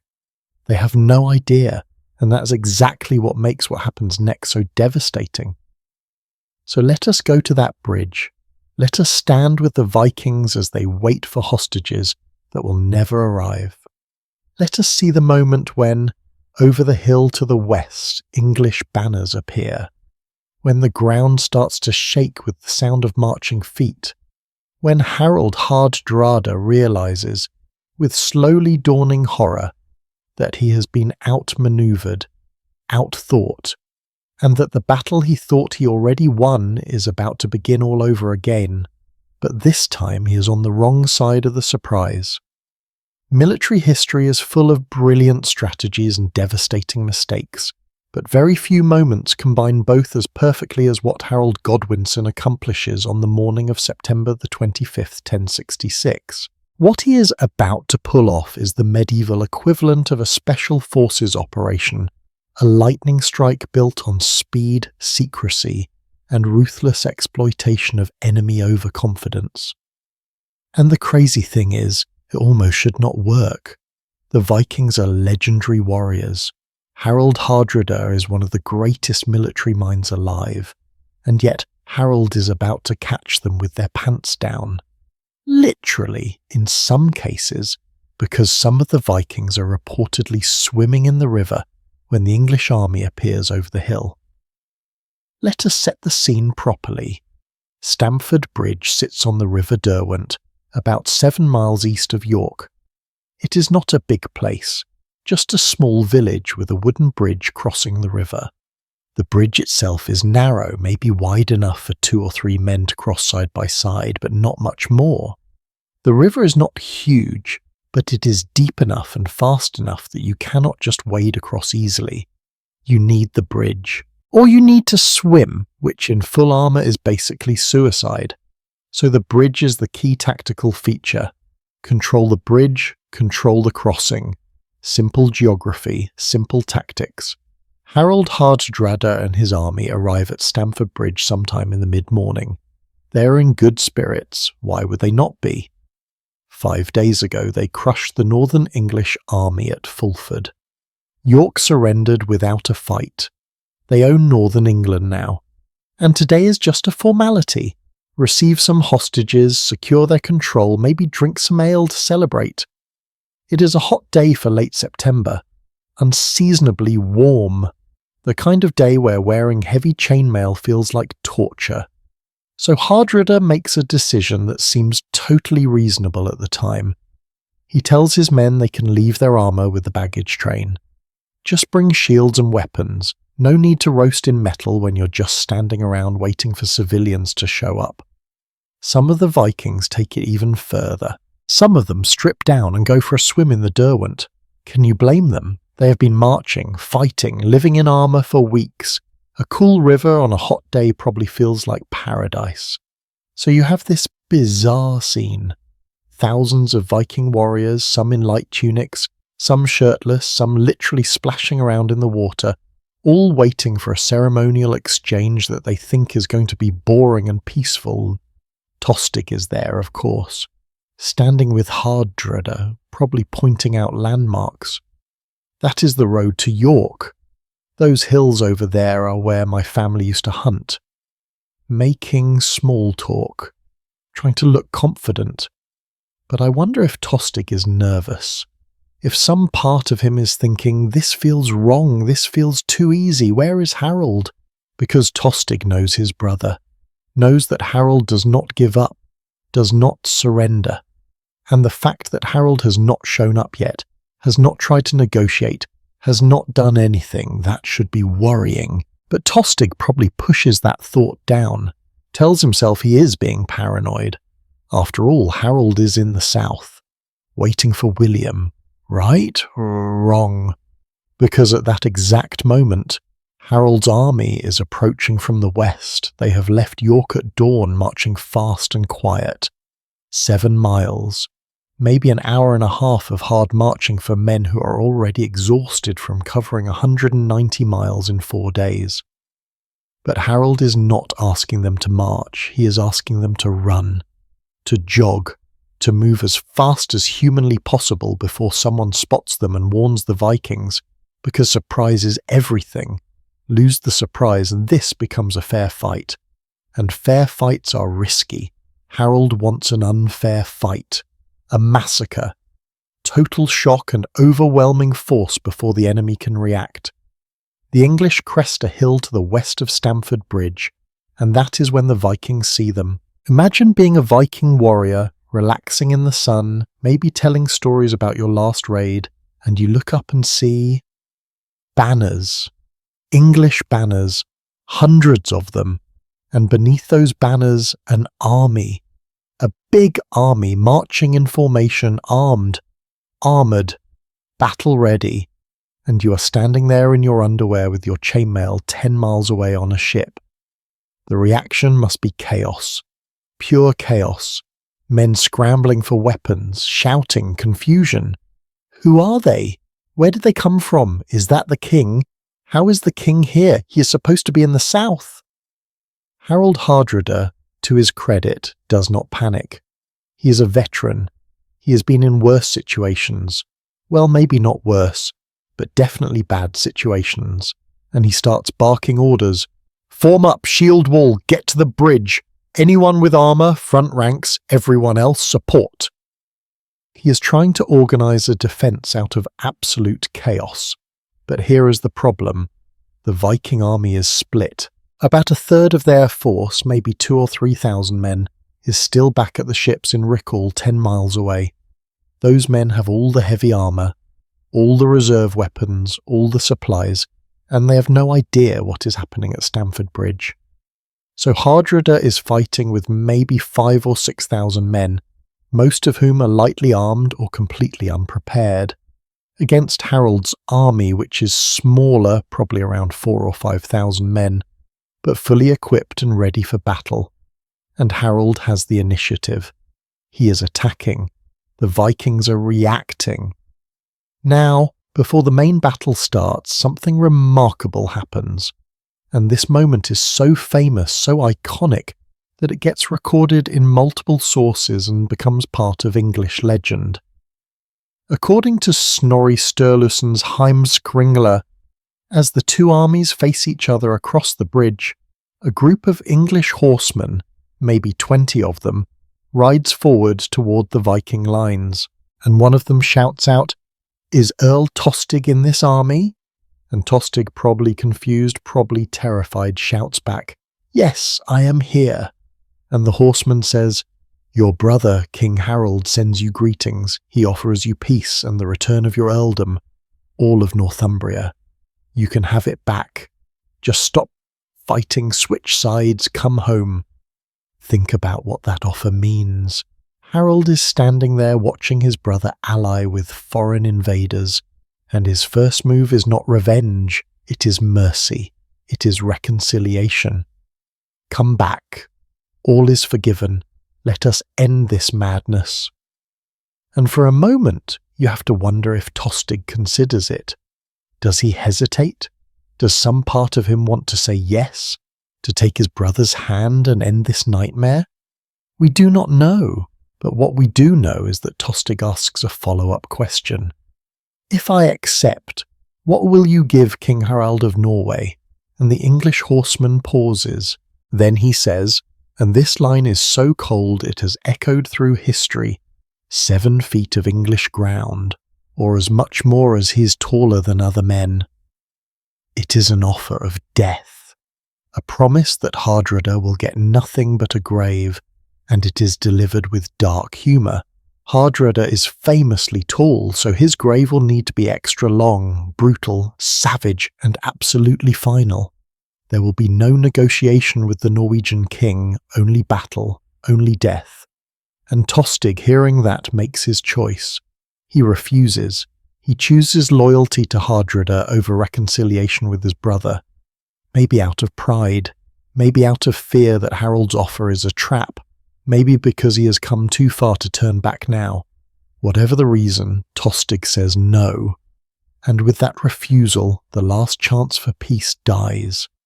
Harold, watching from across the field, must feel something. Grief? Anger?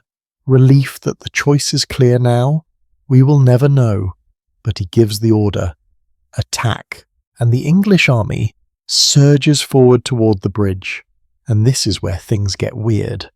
Because standing on that narrow wooden bridge blocking the entire English army is one man. One single Viking warrior. And he is about to become a legend. The sources disagree on the details, but they all agree on the basics. One Viking, a giant of a man, some say over 6.5 feet tall, armed with a massive Danish axe, plants himself in the middle of the bridge and refuses to move.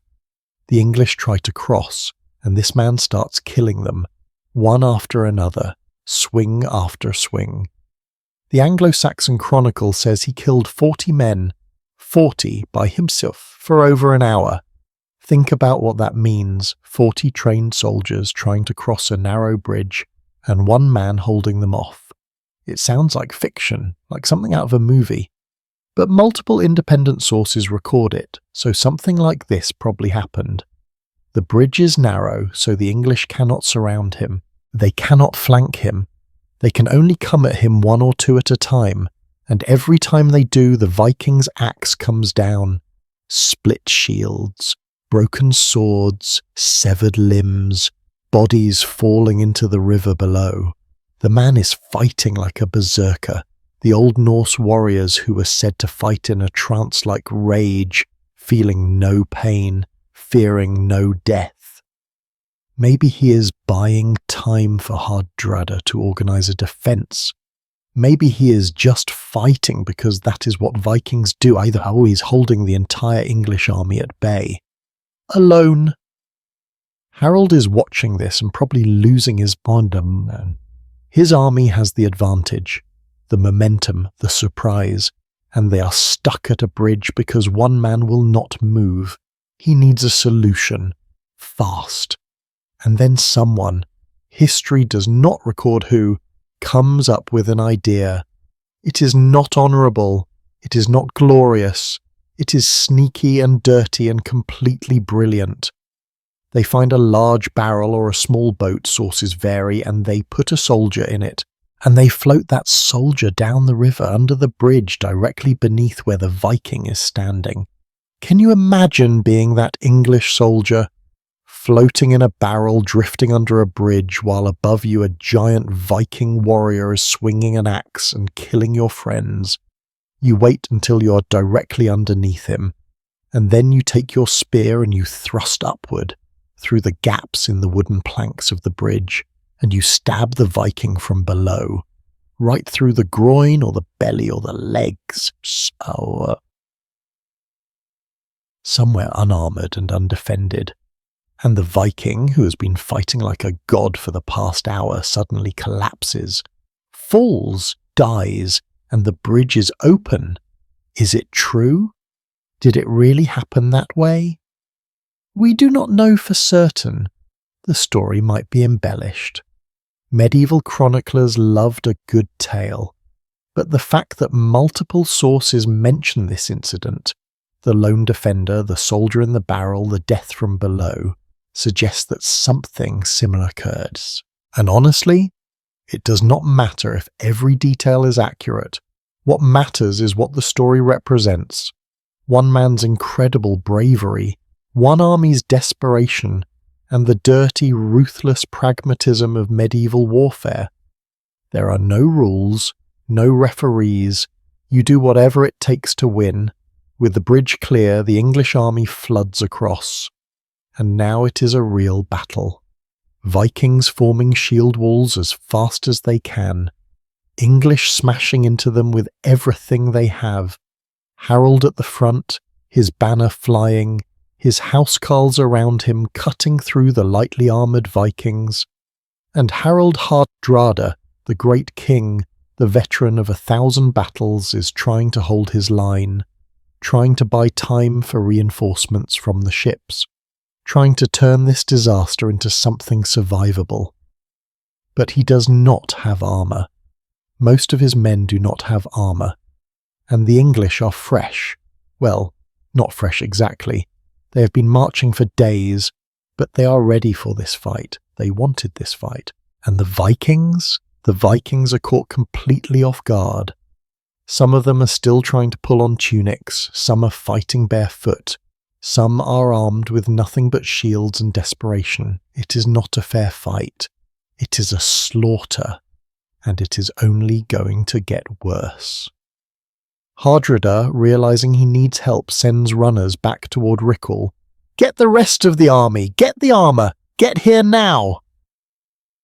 Those runners sprint the 10 miles back to the ships as fast as they can, and the men at the ships, hearing that there is a battle, that the king needs them, grab their gear and start running towards Stamford Bridge, 10 miles, in full armour, on a hot day.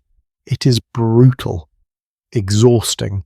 Some of them will collapse from heat exhaustion before they even reach the battle. But they run anyway, because their king is fighting, their brothers are dying, and Vikings do not abandon their own. But it is too late, because back at the bridge, back at the battle, something terrible is about to happen. Harald Hardrada, the Thunderbolt of the North, the man who survived Stiklestad and Constantinople and 1,000 other fights, is about to meet the one arrow he cannot dodge. The one piece of bad luck that ends everything. And when he falls, when the great Viking king dies on English soil, it will mark the end of an age, the end of the Viking era. The final chapter of a story that began centuries earlier with longships and raids and conquest. But right now, in the chaos of battle, Hardrada does not know he is living his last moments. He is fighting, commanding, believing he can still win. And that makes what happens next even more tragic. There are moments in battle where time seems to fracture, where the chaos of thousands of men fighting compresses into one singular image that defines everything. And at Stamford Bridge on September 25th, 1066, two such moments occur within hours of each other. First, a bridge, then an arrow. One creates a legend, the other ends an age, and together they transform the battlefield into something that will echo through history for nearly 1,000 years. So let us return to that narrow wooden bridge crossing the river Derwent. The English army has just crested the hill. The Vikings are scrambling, panicking, trying to organise a defence without armour, without preparation, without any of the advantages they had 5 days ago at Fulford. Harald Hardrada is shouting orders, trying to form shield walls, trying to buy time for the reinforcements he sent for from the ships at Rickle, and the bridge, that critical choke point where the river forces both armies into a bottleneck, becomes the focal point of everything. The bridge is narrow, maybe 10 or 12 feet wide enough for 2 or 3 men to cross side by side, but no more. And if the Vikings can hold it, even for a short time, they can delay the English assault, give Hardrada precious minutes to organise, maybe even survive long enough for those reinforcements to arrive and turn this disaster into something survivable. So holding the bridge is not just tactically important, it is existential. It is the difference between total massacre and a fighting chance. And that is when one Viking warrior steps forward. We do not know his name, the sources do not give it to us, which is tragic because this man deserves to be remembered by name. But what we do know, what the Anglo-Saxon Chronicle records, what the Norse sagas confirm, is that this warrior plants himself in the middle of that bridge and refuses to move. One man, armed with a Danish axe, one of those massive two-handed weapons that can split shields and cleave through armor. One man against an entire army, and he dares them to try to cross. The sources call him a berserker, one of those legendary Viking warriors who fought in a trance-like fury, supposedly feeling no pain, no fear, channeling something primal and unstoppable. Whether he was actually a berserker in the mythological sense, or just an extraordinarily skilled and brave fighter, we cannot know, but what happens next is remarkable enough that it gets recorded in multiple independent sources. This Viking holds that bridge, alone, for over an hour, and according to the Anglo-Saxon Chronicle, he kills 40 English soldiers in the process. 40.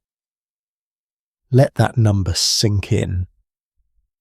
40 trained warriors, part of Harold's army trying to cross a narrow bridge, and one man stopping them, his axe swinging in great arcs, splitting shields, breaking swords, crushing helmets, bodies falling into the river below, the bridge slick with blood, and still he stands, still he fights.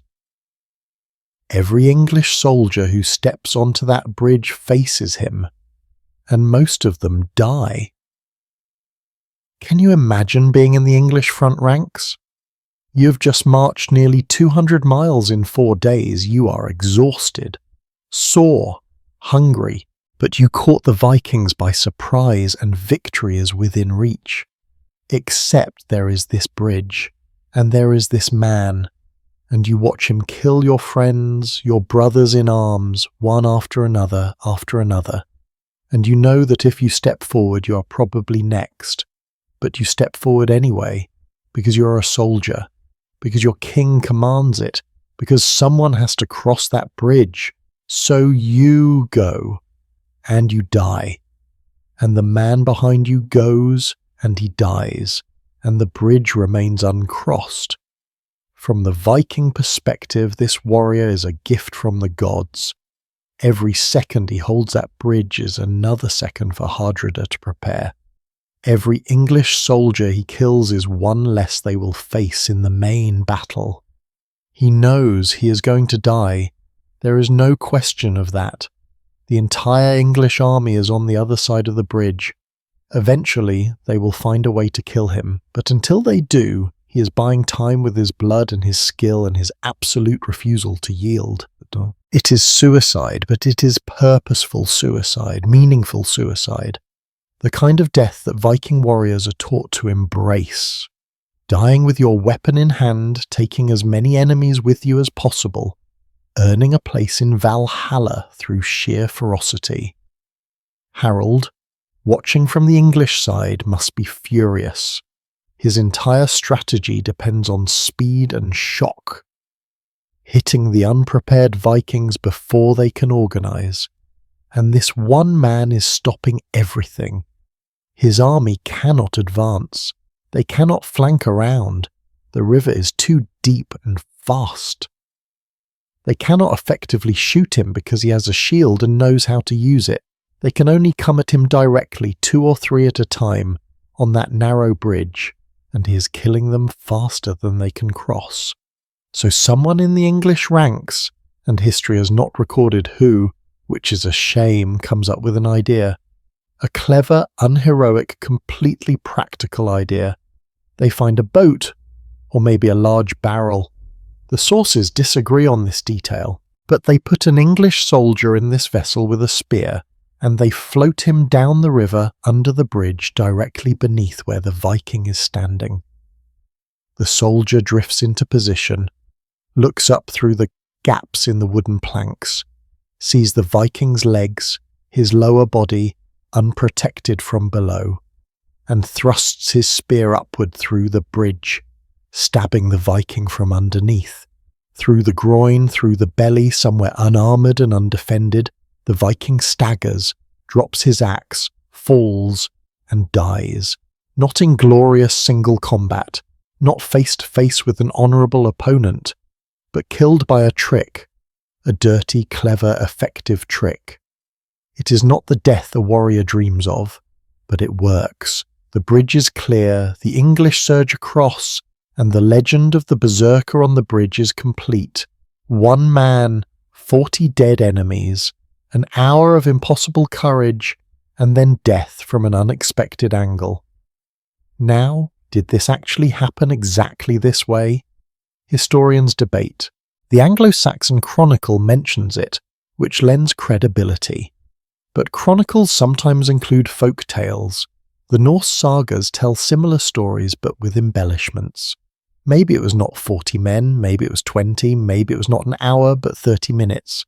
But something like this probably happened, because multiple sources mention it, because it explains why the English took so long to cross, because it has the ring of truth, one exceptionally brave or crazy warrior buying time for his army in the only way he can.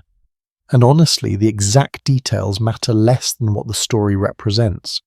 Individual heroism in the face of overwhelming odds, sacrifice for your brothers in arms, the willingness to die standing rather than live kneeling. These are real virtues, real choices that real warriors make. And even if this specific Viking's name is lost, even if some details are exaggerated, the spirit of what he did matters. We remember him 958 years later. That means something. His courage, his sacrifice, his hour of impossible resistance, they have become immortal, and that is worth more than any name in a chronicle. But legends do not win battles. Courage does not guarantee victory. The bridge falls, the English cross. And now the real battle begins.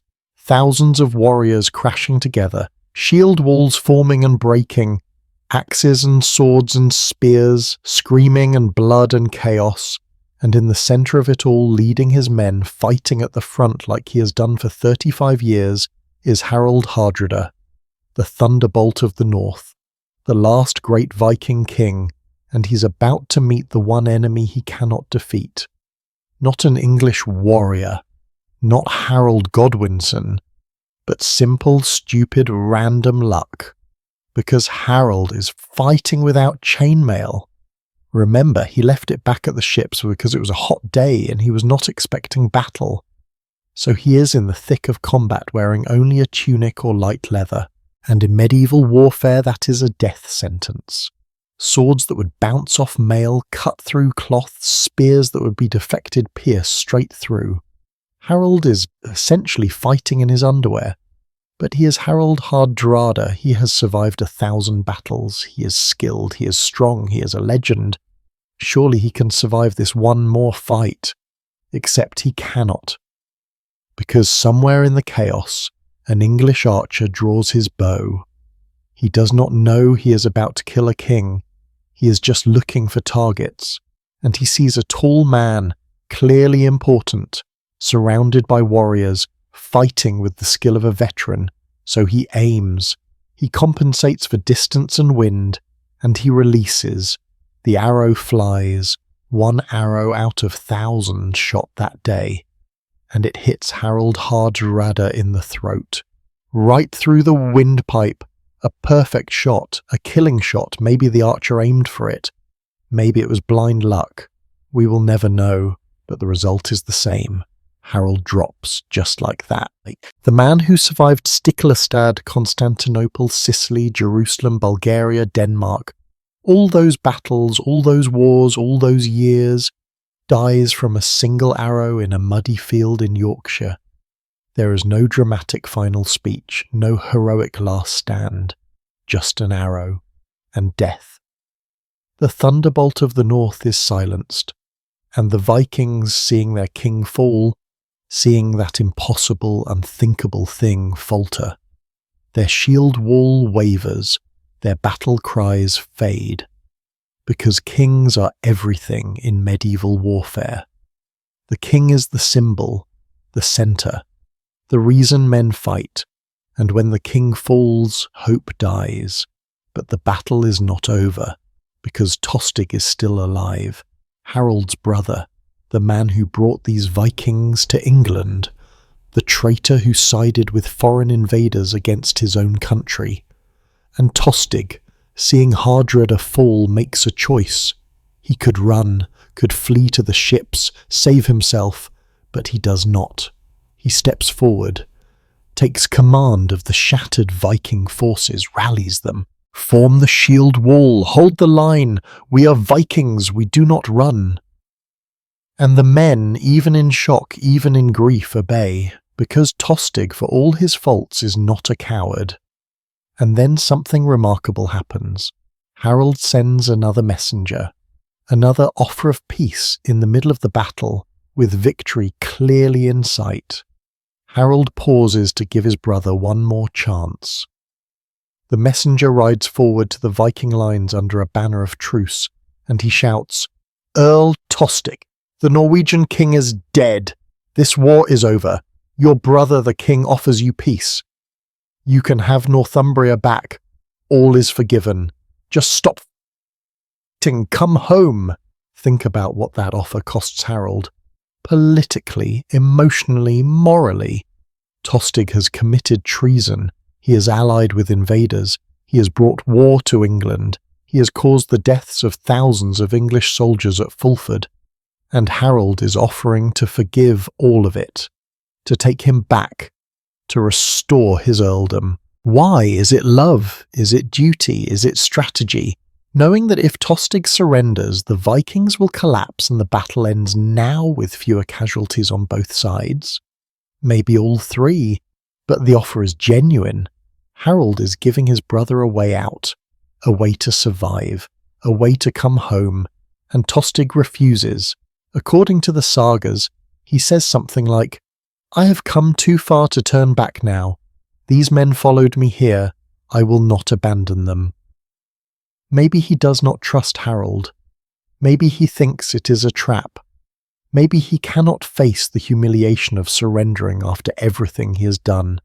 Or maybe, and this might be the truest explanation, Tostig knows that even if Harold forgives him, England never will. He has burned too many bridges, betrayed too many people.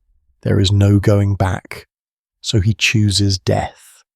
Death with honour, fighting alongside the men he brought here, rather than life as a forgiven traitor. So the battle resumes, and it is vicious now. The Vikings are fighting with the desperation of men who know they are doomed. The English are fighting with the fury of men who want this finished. Shield walls crash together repeatedly. Men slip in blood and mud. Axes rise and fall, swords find gaps in armour. And somewhere in that chaos, in that grinding meat grinder of medieval combat, Tostig falls, killed. We do not know by whom. Maybe one of Harold's housecarls. Maybe a random soldier who did not even know who he was killing. The sources do not record the details, but Tostig dies, the last Godwinson to oppose Harold, the brother who could not forgive, the man who chose revenge over reconciliation. He dies on the field at Stamford Bridge, far from home, surrounded by foreigners, having achieved nothing except his own destruction. And with Tostig's death, the Viking resistance begins to collapse. Both their leaders are gone. Hardrada and Tostig lying somewhere in the mud, never to rise again. The surviving Vikings are leaderless, exhausted, unarmoured, outnumbered. They should break, they should run, but they do not, because they are Vikings, and Vikings do not surrender. They form what the Norse sagas call a war hedge, a circular shield wall, everyone facing outward, backs to each other, determined to take as many enemies with them as possible. It is suicide, they know it is suicide. But it is Viking suicide. Death with honour. Death with your weapon in your hand, the kind of death that gets you into Valhalla. So let us pause here, on this battlefield, with kings and brothers dead, with the bridge held and then fallen, with legends born and ages ending. Because in the next part of our story, the reinforcements finally arrive. The men from the ships running 10 miles in full armour on a hot day, desperate to save their king who is already dead. and Harold will face another terrible decision, and the battle will reach its bloody, exhausted conclusion, and England will be saved from the Vikings for 3 weeks before everything Harold fought for is torn away by a different invasion, a different army, a different arrow, but that tragedy is still ahead. Right now we are here, at Stamford Bridge, where courage was not enough, where legends were born, and where the Viking Age came to its violent final end.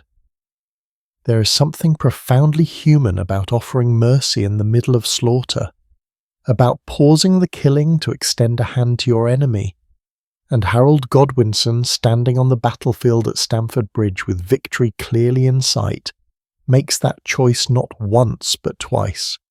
Twice he offers peace to his brother, twice he tries to save Tostig's life, and twice he is refused. And after that second refusal, after Tostig's death, Harold faces yet another moral decision.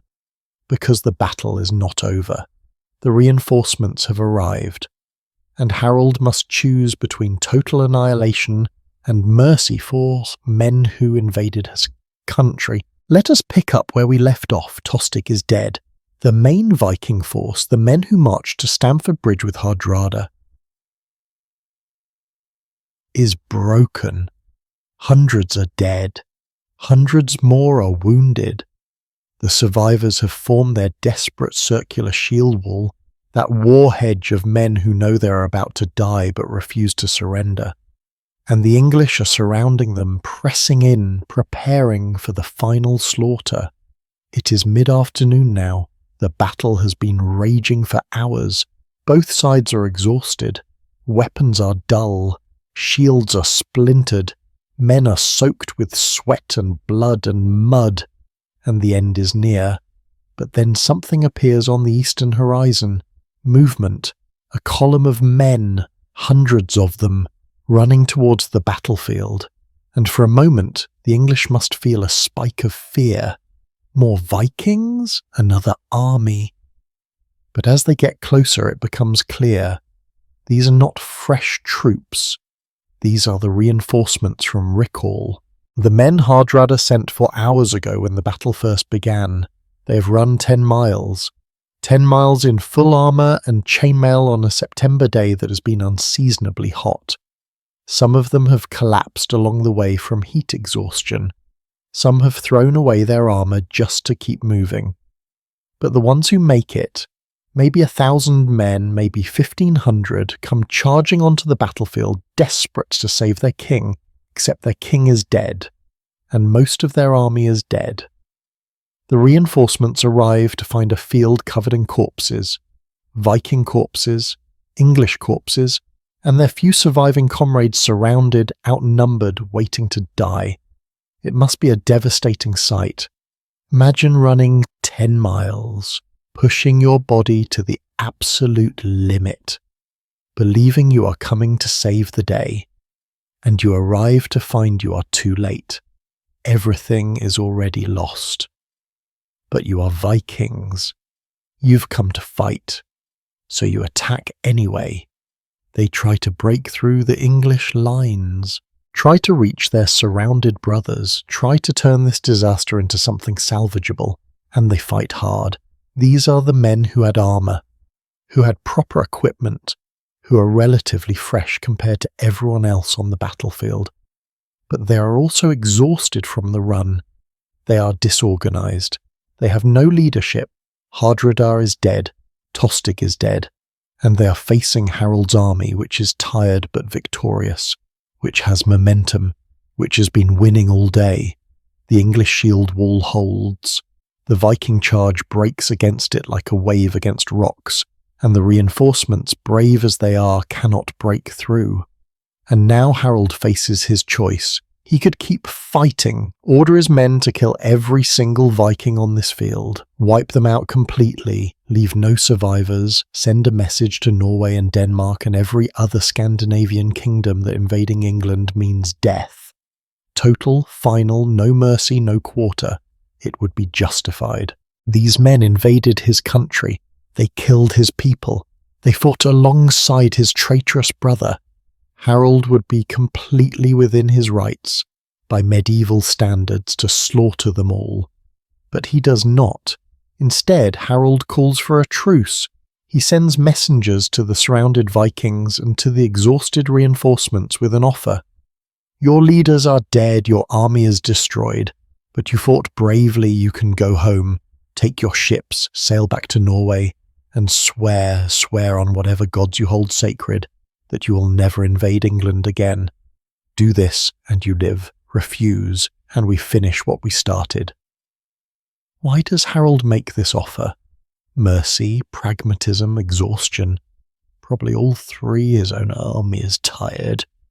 His men have been marching and fighting for days.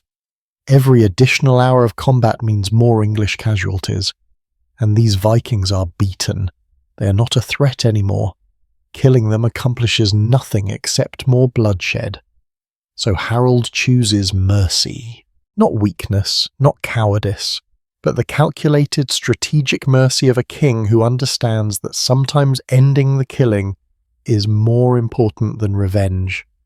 And the Vikings accept. They have no choice, really. They are surrounded, outnumbered. Their leaders are dead. Fighting to the last man might be glorious in saga poetry, but it's also stupid when your king offers you a way out. So they agree to Harold's terms. They will leave, they will go home, they will never return, and in exchange they get to live.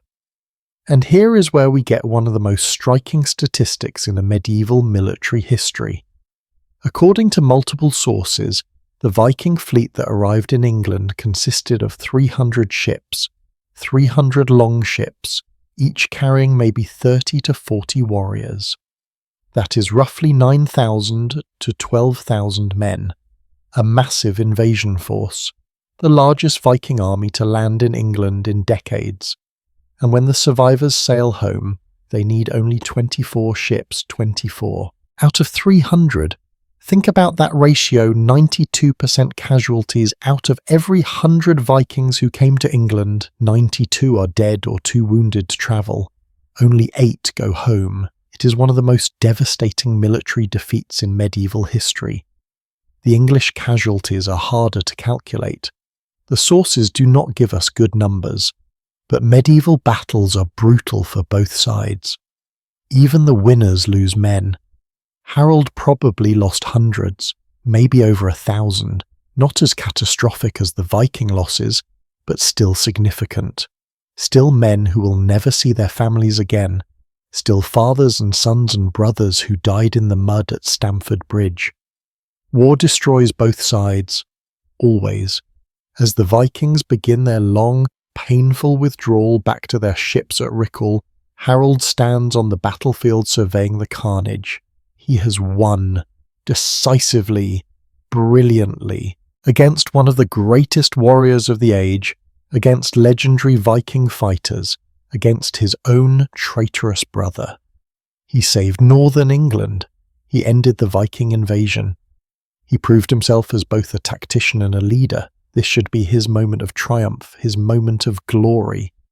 And for a few hours, maybe it is. But Harold is not celebrating. He is walking among the dead, looking at faces, searching, and he finds what he's looking for. Tostig, his brother, lying dead somewhere in the press of bodies. The sources do not describe this moment in detail. They do not tell us what Harold felt or said when he found his brother's corpse, but it must have been awful, because no matter what Tostig did, no matter how much he betrayed, he was still Harold's brother. They shared a childhood. They shared parents, they were family. And now Tostig is dead, killed in a battle that should never have happened. Killed because he could not forgive, could not let go of his pride and his hatred. And Harold, standing over his brother's body, must feel something complex. Grief, certainly, but also anger, relief that the threat is ended. Guilt that he was not able to save him. We do not know. History does not record Harold's private emotions, but the moment had to be devastating. And then Harold has to make arrangements, because medieval kings do not just leave their enemies to rot on the battlefield. There are protocols, rituals, even in death, there is honour to be observed. So Harold orders that the bodies of the two fallen leaders, Harold Hardrada and Tostig Godwinson, be recovered and treated with respect. Hardrada's body will eventually be sent back to Norway. Some sources say his son Olaf, who was with the fleet at Rickel, requests his father's remains. Other sources are less clear. But Hardrada does not stay in English soil. He goes home, to be buried as a king, as a warrior, as the last of his kind. Tostig's burial is more complicated. He was a traitor. He allied with foreign invaders. By rights, his body should be thrown in a ditch or left for the crows, but he was also Harold's brother, the son of Earl Godwin, a member of one of the most powerful families in England. So Harold has him buried, properly, with Christian rites. The sources suggest Tostig might have been interred at York Minster, though this is debated. But wherever he was buried, it was done with more honour than a traitor deserved. Because Harold, even in victory, even in grief, chooses mercy over vengeance. The common soldiers, the hundreds or thousands of Viking and English dead, are buried in mass graves, or possibly burned Viking style, though the sources are unclear. Medieval battlefields do not have individual markers for common soldiers.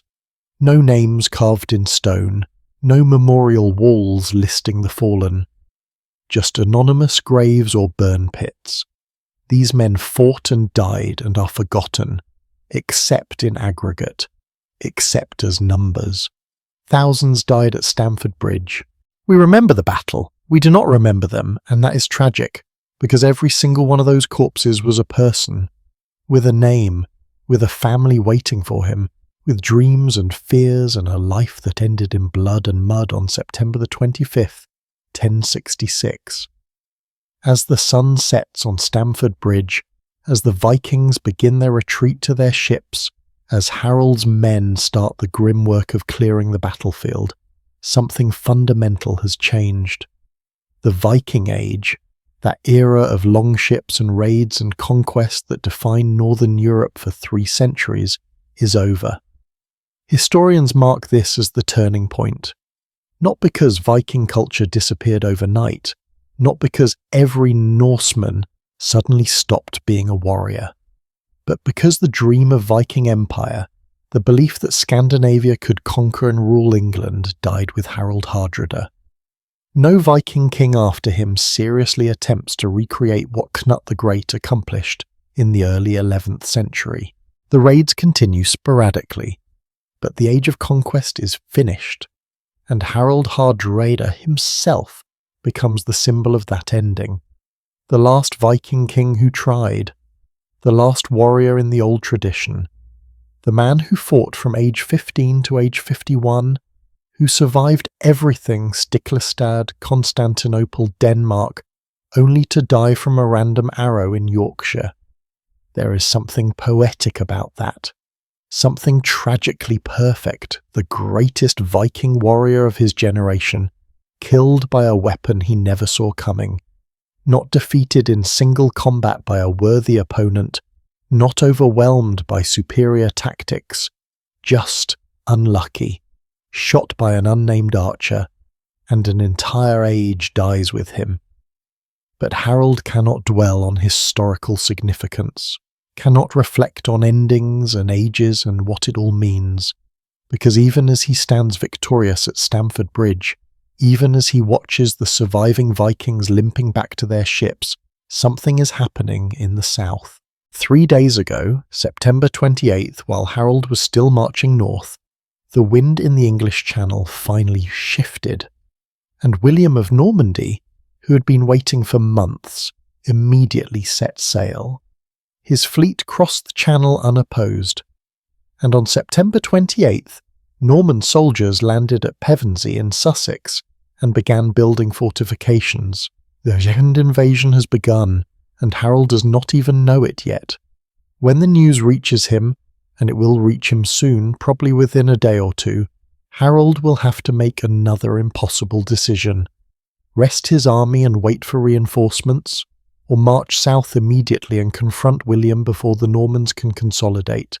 It's the same dilemma he faced with the Vikings, the same calculation of speed versus preparation, the same gamble, and we know how it ends. We know that Harold will choose speed. Again, we know that he will march his exhausted army 250 miles south. We know that he will fight at Hastings, and we know that he will lose, that the same aggressive tactics that won him Stamford Bridge will destroy him 3 weeks later, that England will fall to the Normans, that everything Harold fought for, everything he sacrificed, everything he accomplished at Stamford Bridge will be erased by a single arrow at Hastings, just like Hardrada. But we are not there yet. Right now, on the evening of September 25th, 1066, Harold stands victorious. He has saved England from the Vikings. He has ended the greatest invasion threat from the north in decades. He has proven himself as a commander, as a king, as a warrior, and for just a few hours before the messenger arrives with news of the Norman landing, Harold can believe that the worst is over, that he has won, that England is safe. So let us let him have that moment, that brief window of triumph before everything falls apart. Because the tragedy that is coming, the forced march south, the exhausted battle at Hastings, the arrow that kills him, the Norman conquest that destroys Anglo-Saxon England, that deserves its own examination, and we will get there. But first, we need to understand what that loss means, why Hastings matters, and why Stamford Bridge, for all its brilliance, could not save England from what came next. Winning a battle and losing a war is one of history's cruelest ironies, and Harold Godwinson is about to experience it in its most brutal form. Because right now, standing victorious at Stamford Bridge on September 25th, Harold has accomplished something extraordinary. He has defeated the Vikings. He has killed Harald Hardrada, one of the most feared warriors in Europe. He has ended his brother's rebellion. He has saved northern England. By any measure, he should be celebrating. His men should be feasting. Bards should be composing songs about his brilliance. Instead, within hours, a messenger is going to arrive with news that will turn this victory into the beginning of a catastrophe. Let us imagine that moment.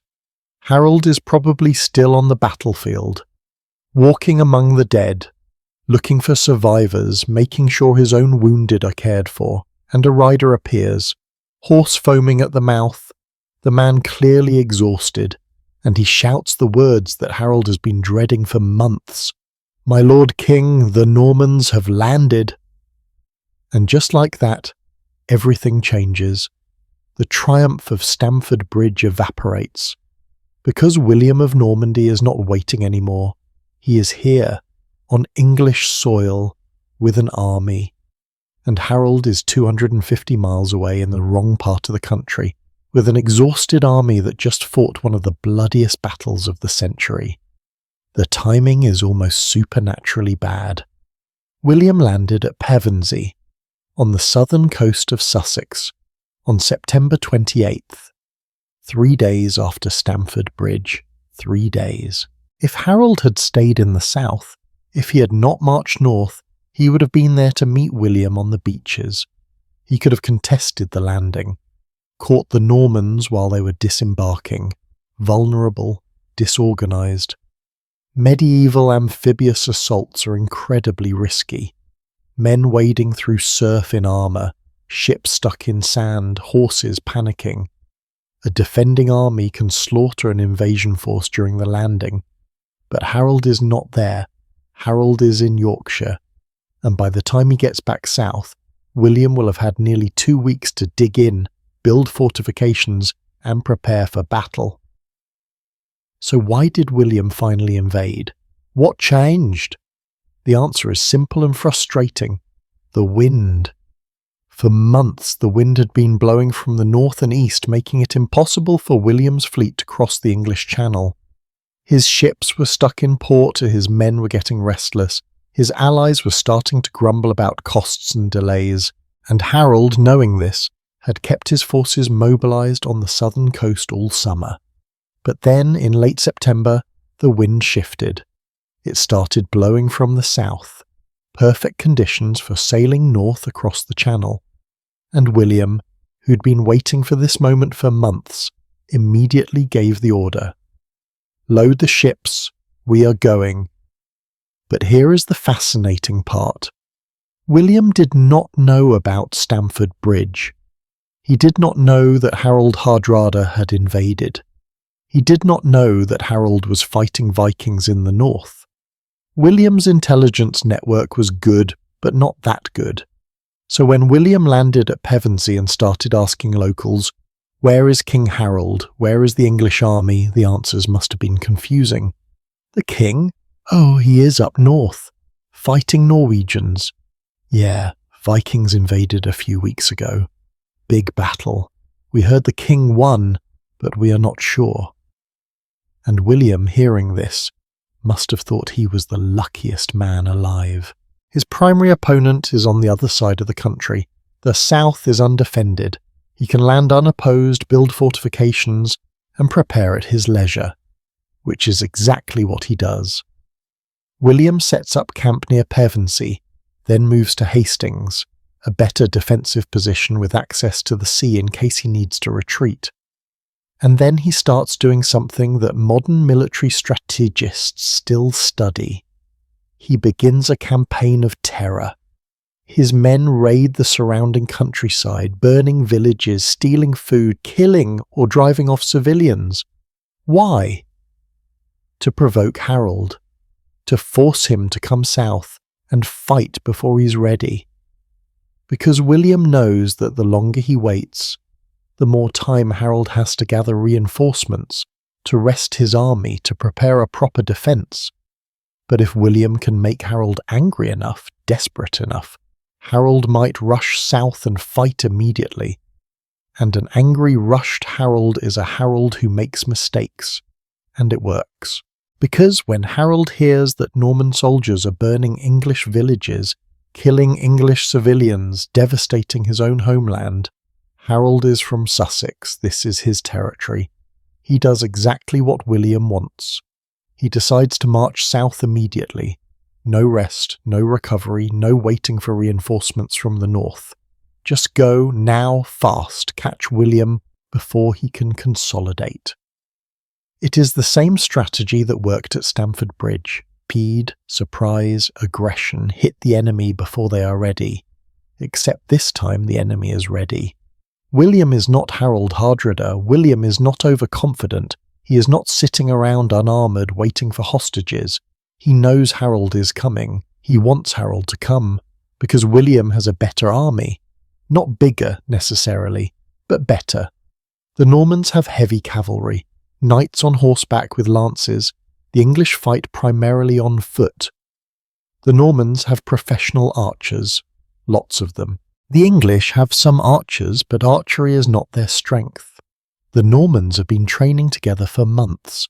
The English army is a mix of exhausted veterans from Stamford Bridge and hastily gathered local militia who have never fought a major battle. On paper, if both sides are rested and prepared, it is a fairly even match. But the English are not rested. They are exhausted, and that makes all the difference. But Harold does not care about any of this. Or maybe he does care, but he thinks speed matters more than preparation. And honestly, he might be right. Because if Harold waits, if he takes a few weeks to gather a proper army, William has time to recruit English defectors, time to build alliances, time to turn this from a quick invasion into a prolonged war. And Harold, looking at the strategic situation, probably thinks his best chance is to catch William now, pin him against the coast and destroy him in one decisive battle. It is risky, it is aggressive. But it is the same thinking that won him Stamford Bridge, and that success might have made Harold overconfident. So Harold gives the order, We march south.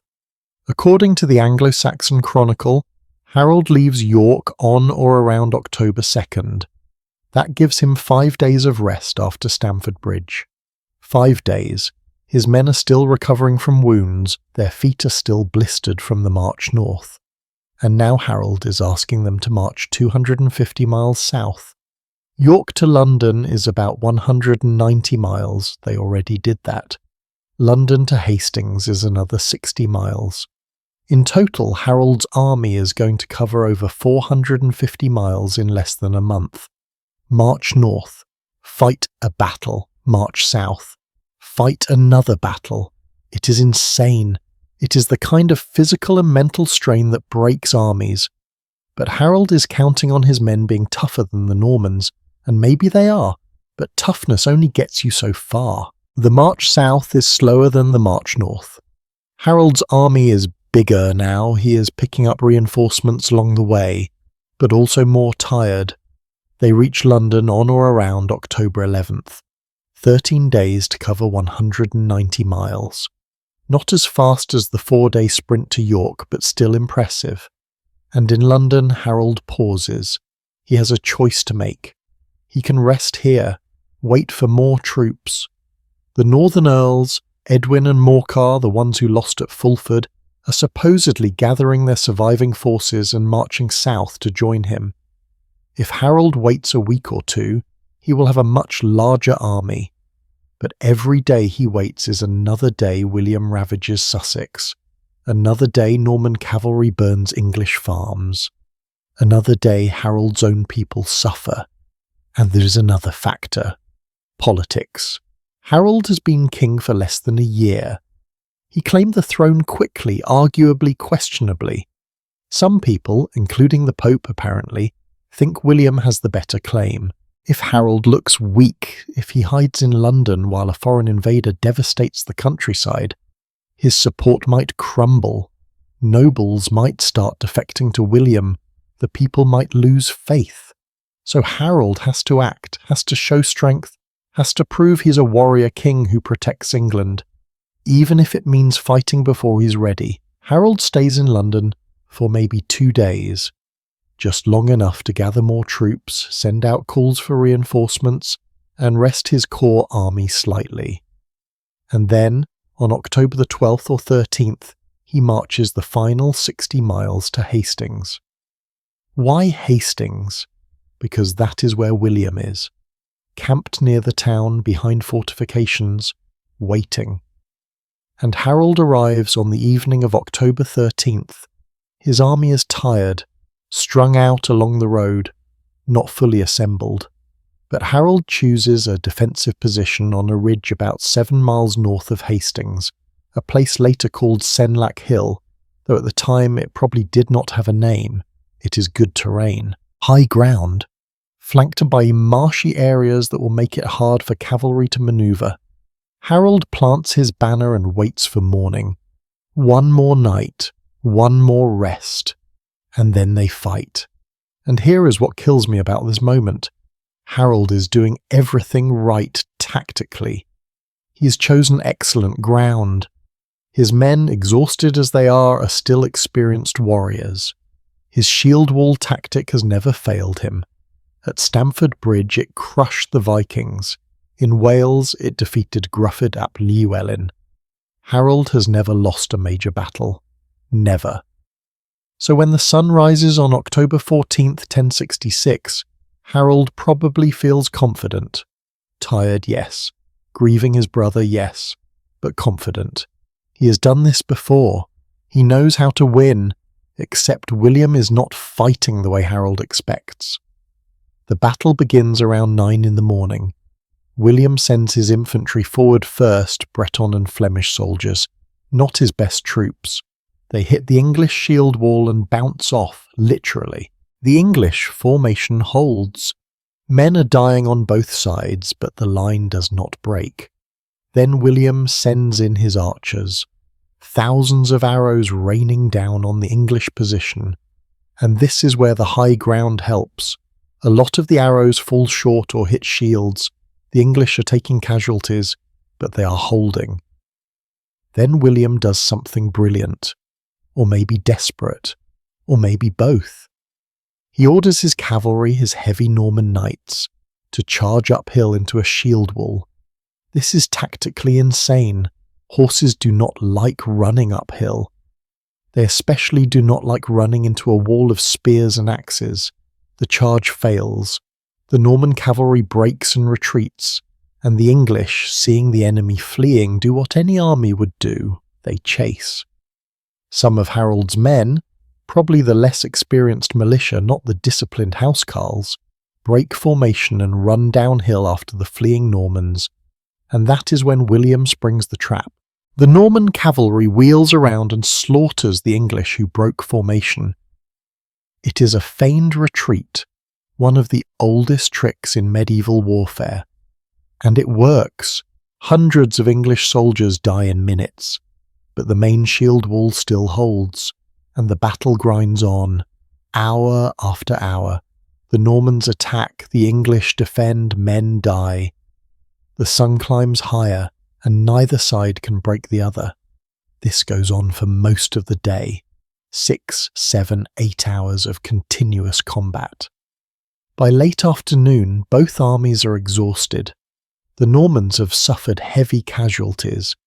The English have lost men to the feigned retreats and the constant archery. But Harold's position is still strong. His shield wall is intact. If he can hold until nightfall, William might retreat. The invasion might fail, and then an arrow flies. One arrow, out of Vuessen's shot that day. It arcs through the air, probably launched high to drop down onto the English position, and it hits King Harold in the face. According to tradition, though this is debated, the arrow strikes Harold in the eye, and Harold, the brilliant commander, the warrior who defeated Vikings and Welsh princes, the king who saved England at Stamford Bridge, falls, just like Hardrada, just like his brother Tostig. One arrow, one moment of bad luck, and everything ends. The English see their king fall, and their shield wall, which has held all day, finally breaks, not because they're defeated militarily, but because their leader is gone. In medieval warfare, the king is everything. He is the symbol, the rallying point, the reason men fight. When the king falls, hope dies, and without hope, armies crumble. The surviving English flee into the forest. The Normans pursue, and by nightfall the battle is over. William has won. England has a new king, and the world will never be the same. But here is the question that haunts historians. What if Harold had waited? What if he had rested his army in London for 2 weeks, gathered the northern earls, assembled a properly fresh, properly equipped force? Would he have won? Almost certainly. A rested English army with reinforcements probably defeats William. But Harold chose speed over preparation, just like at Stamford Bridge. And at Stamford Bridge it worked. At Hastings it failed. Sometimes the same strategy produces opposite results. And that is what makes history so frustrating and so fascinating. So now let us step back and ask the bigger question. What did Stamford Bridge actually accomplish because Harold won that battle? Decisively, brilliantly. He saved England from the Vikings, but 3 weeks later he lost England to the Normans. So did Stamford Bridge even matter? Or was it just a pointless detour on the road to Norman conquest? The answer to that question tells us everything about why we should remember this battle, why it deserves to stand alongside Hastings in the history books. Because Stamford Bridge did not just affect England, it changed the entire trajectory of European civilization, and in the final part of our story we're going to explore exactly how. What if I told you that the language you are listening to right now, English, almost became something completely different? That the words you use, the way you think, the entire trajectory of Western civilization came down to 3 weeks in the autumn of 1066. 3 weeks that saw 2 massive battles, 3 dead kings, and a transformation so profound that England was never, ever the same. Because Stamford Bridge did not just kill Vikings, it killed possibilities, alternative futures, entire timelines that could have existed but never did. And understanding what those possibilities were helps us grasp why this battle matters so much. Let us start with the most obvious question. What if Harold Hardrada had won at Stamford Bridge? What if Harold Godwinson had arrived a day later, or not at all? What if the Vikings had kept their armour on, had posted scouts, had been ready for the English attack? It is not far-fetched. Hardrada was a brilliant commander. His men were experienced warriors. If they had been prepared, the battle might have gone very differently. So imagine that timeline for a moment. Hardrada defeats the English forces. York remains under Viking control. Harold, either killed in battle or forced to retreat to London, faces a Viking kingdom in the north and a Norman invasion in the south. England splits in 2. And Hardrada, now controlling the richest part of northern England, sets up court in York, just like his Viking ancestors did 2 centuries earlier. What happens then? Well, William of Normandy still invades. He still lands at Pevensey in late September, but now he's not facing a weakened, exhausted Harold. He's facing either a divided England with 2 rival kings, or a Harold who stayed in the south and is fresh, rested and ready. Either scenario probably means William loses. The Norman invasion fails. William sails back to France humiliated, and England becomes split between Anglo-Saxon south and Viking north. A return to the Danelaw, a Scandinavian cultural sphere in Britain that lasts for generations. And here is where it gets really interesting. Because if England remains partially Viking, it stays connected to Scandinavia. Norwegian culture, Norse language, pagan traditions mixing with Christianity in weird hybrid forms. The English language as we know it never fully develops. Instead, it becomes more heavily influenced by Old Norse, which, to be fair, already influenced English quite a bit, but we are talking about a much deeper integration. Words, grammar, culture, and more importantly, political allegiance. A Viking-controlled northern England probably allies with Norway and Denmark rather than with France or the Mediterranean.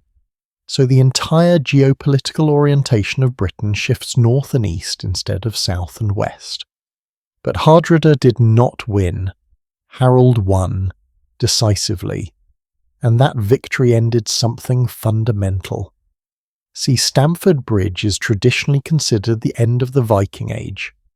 Historians point to September 25, 1066 as the moment when Viking power in the British Isles finally permanently died. Why? Because Harold Hardrada was the last great Viking king, the last warrior in the old tradition, fighting from age 15 until his death at 51. After him, there were no more Harolds, no more great invasion fleets. The Scandinavian kingdoms turned inward. They Christianized completely. They became European monarchies instead of raiding confederations. The longships were retired. The age of sail across the sea and take what you want ended. And it ended at Stamford Bridge. Now, some historians argue this is oversimplified. They point out that Viking raids continued sporadically for decades after Stamford Bridge. King Sweyn Estrithson of Denmark invaded England in 1069 and 1070. King Magnus Barefoot of Norway raided Scotland and Ireland in the 1090s. So technically, Vikings kept being Vikings for a while. But here's the difference.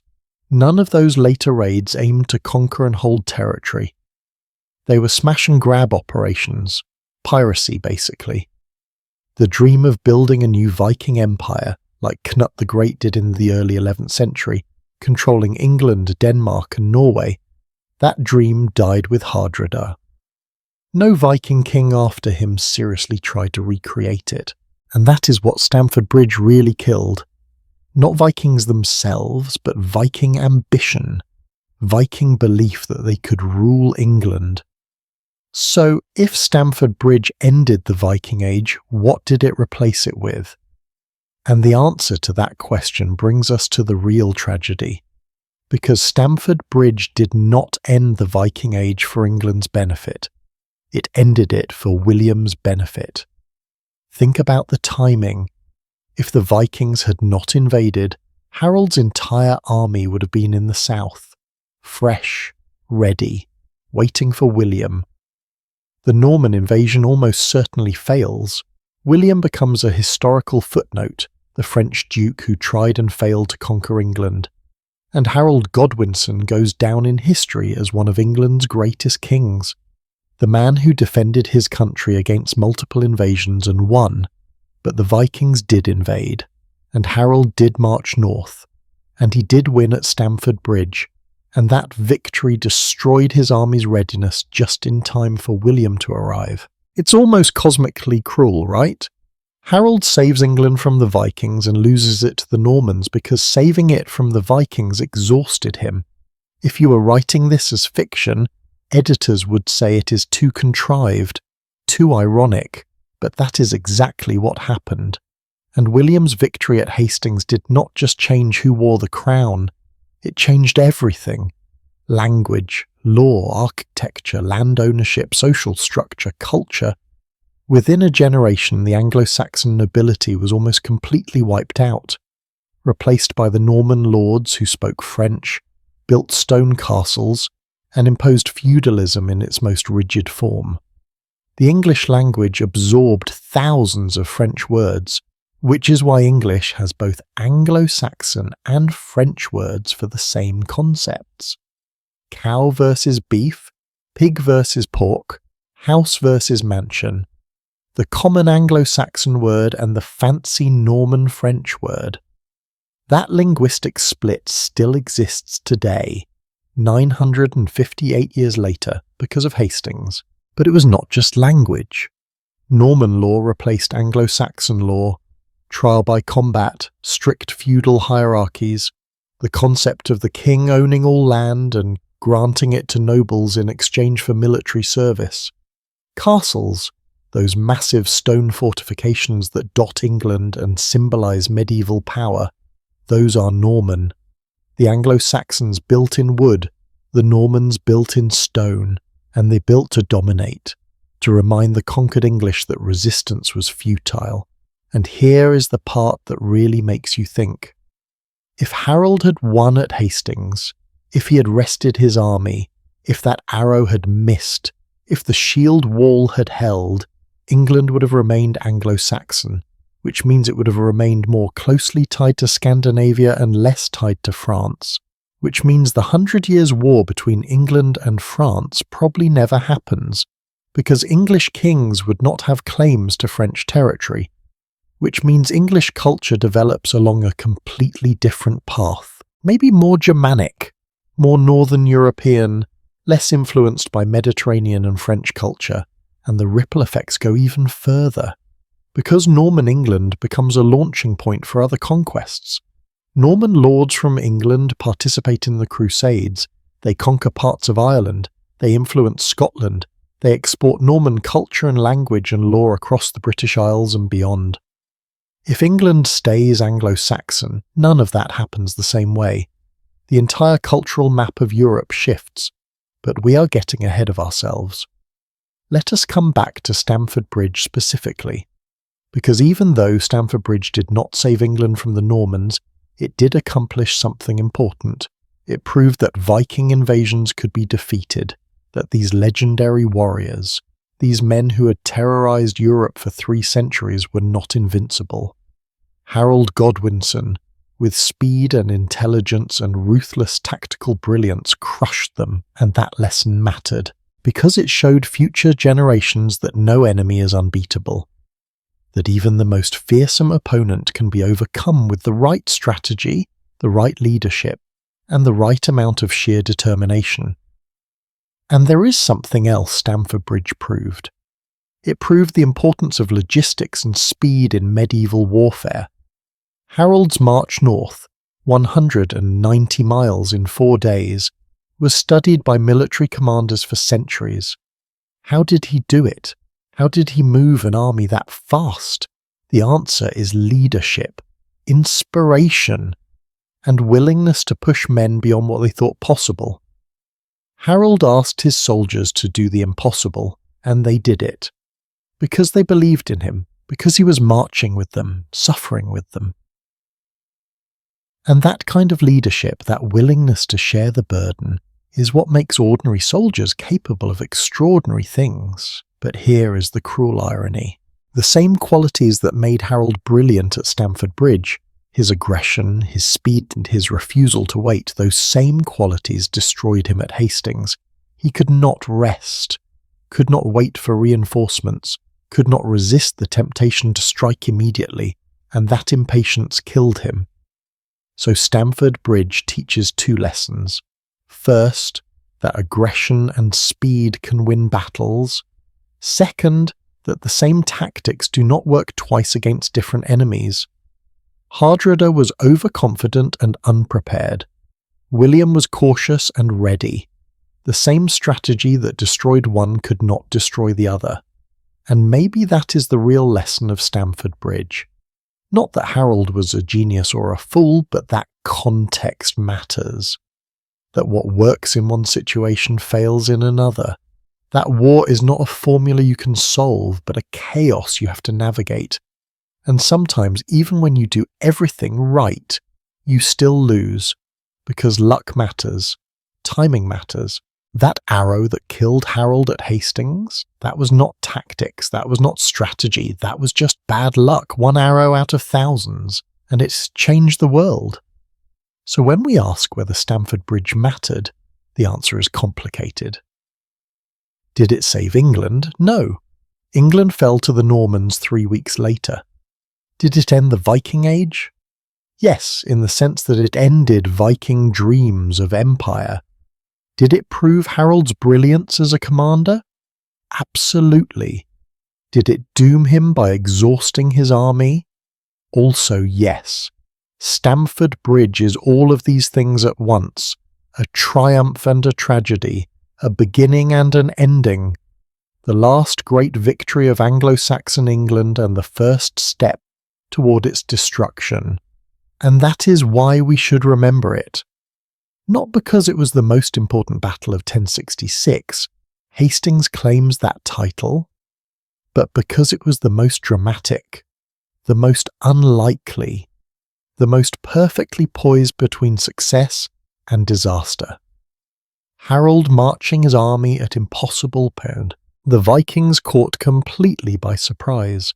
The lone berserker on the bridge, the arrow that killed Hardrada, the 2 offers of peace to Tostig, brothers fighting brothers, kings dying in the mud.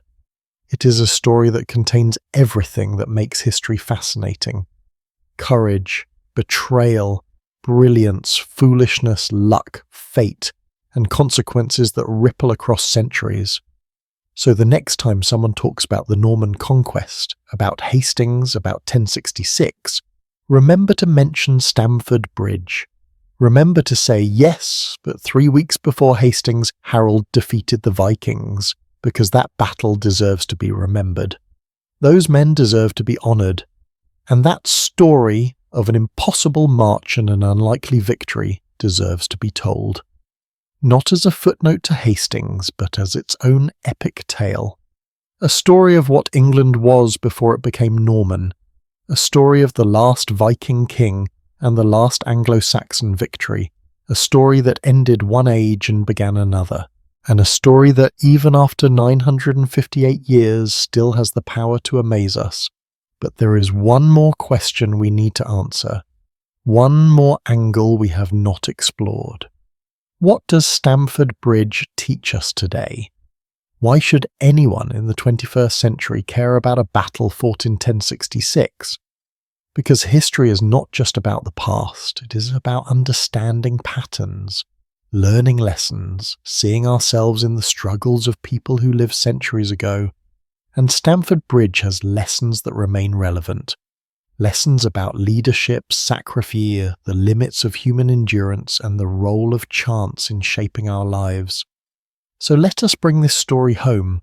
Let us connect these medieval warriors to the world we live in now and see what wisdom we can extract from their triumphs and tragedies. History has a strange way of teaching us lessons we desperately need, if only we pay attention. And Stamford Bridge, for all its medieval battles and Viking warriors and kings dying in the mud, speaks directly to challenges we face right now in our modern world. Because the fundamental questions Harold Godwinson faced in 1066 are the same questions leaders face today. How do you make decisions with incomplete information? How do you balance competing priorities? When do you act fast, and when do you wait? How do you lead people through impossible circumstances? And perhaps most importantly, how do you deal with the fact that sometimes, even when you do everything right, things still go wrong? Let us start with the most obvious lesson: the danger of fighting on multiple fronts. Harold faced two simultaneous threats: Vikings in the north, Normans in the south, and trying to deal with both destroyed him. Now, think about your own life for a moment.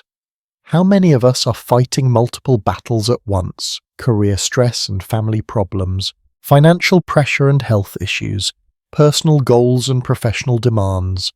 We are all trying to be Harold Godwinson, marching north and south, never resting, never stopping.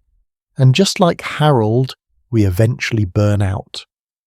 Because human beings, no matter how strong or determined, have limits.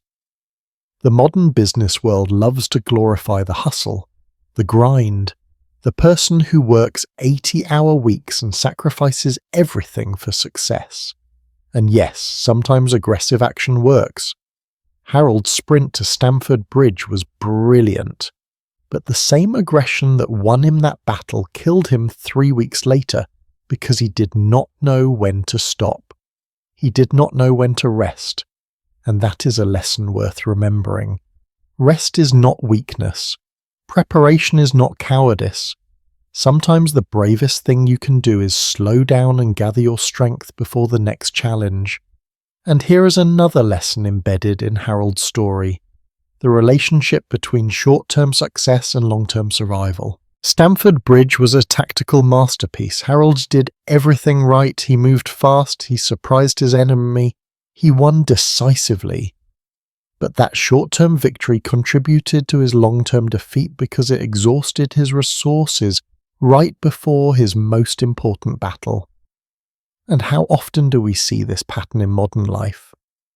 Companies that maximize quarterly profits but destroy long-term sustainability. Athletes who push so hard they suffer career-ending injuries. Students who cram for exams but burn out before graduation. We are obsessed with immediate victories without considering what those victories cost us. Now, let us talk about leadership. Because Harold's leadership style is fascinating and deeply instructional, he did not ask his men to do anything he would not do himself. When he marched 190 miles in 4 days, he marched with them.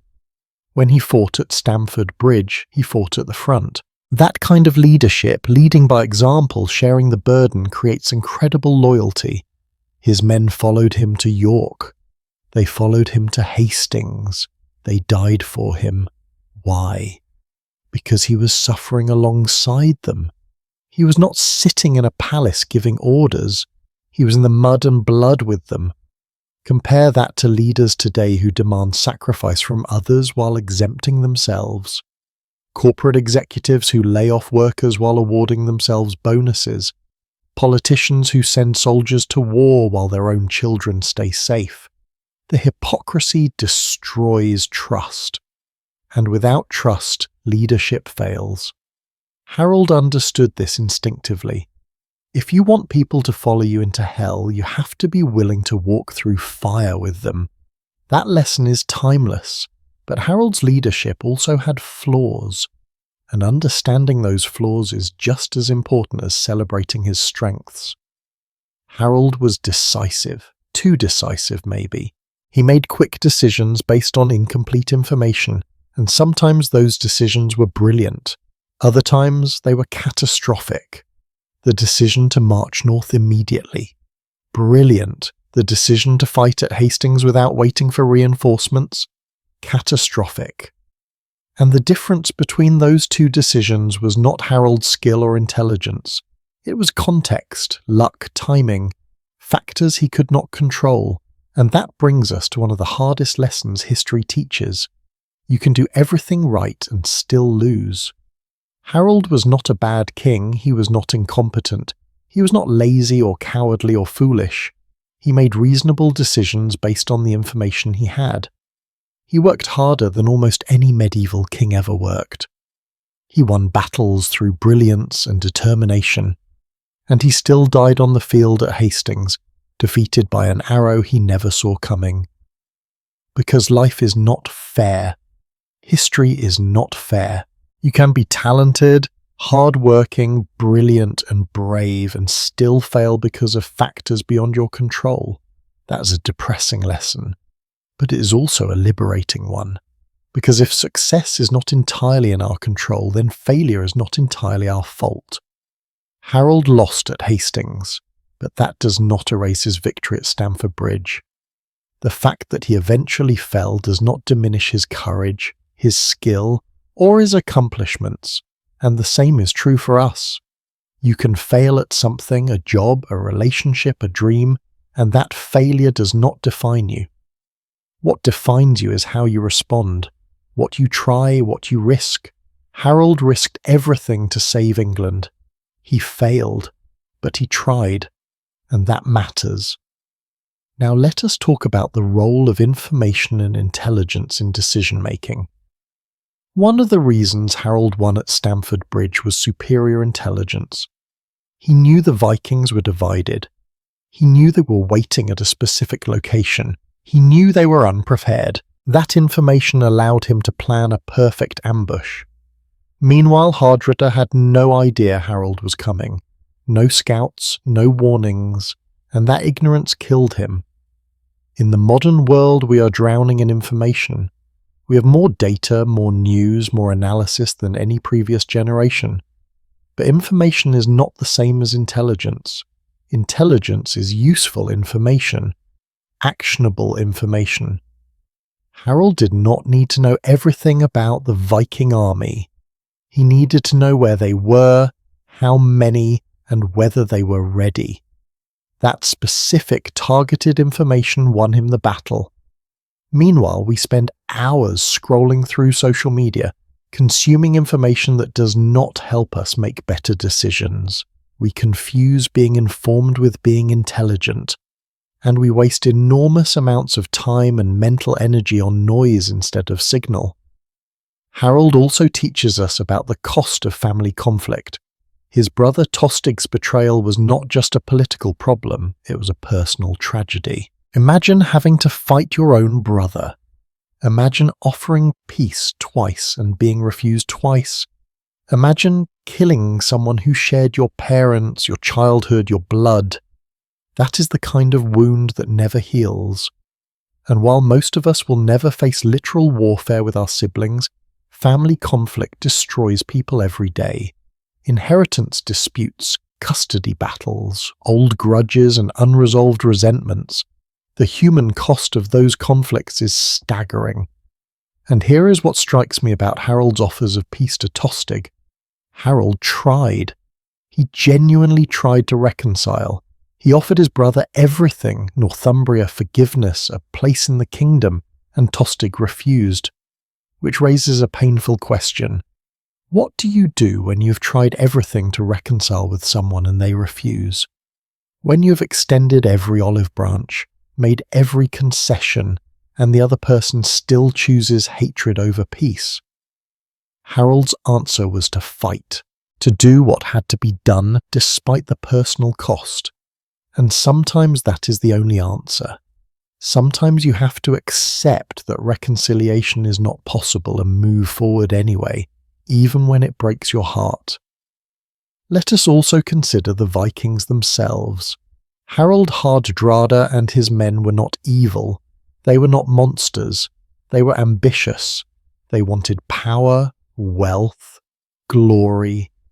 The same things most people want, just pursued through medieval means. And they lost because they became overconfident. They assumed England was weak. They assumed Harold was distracted.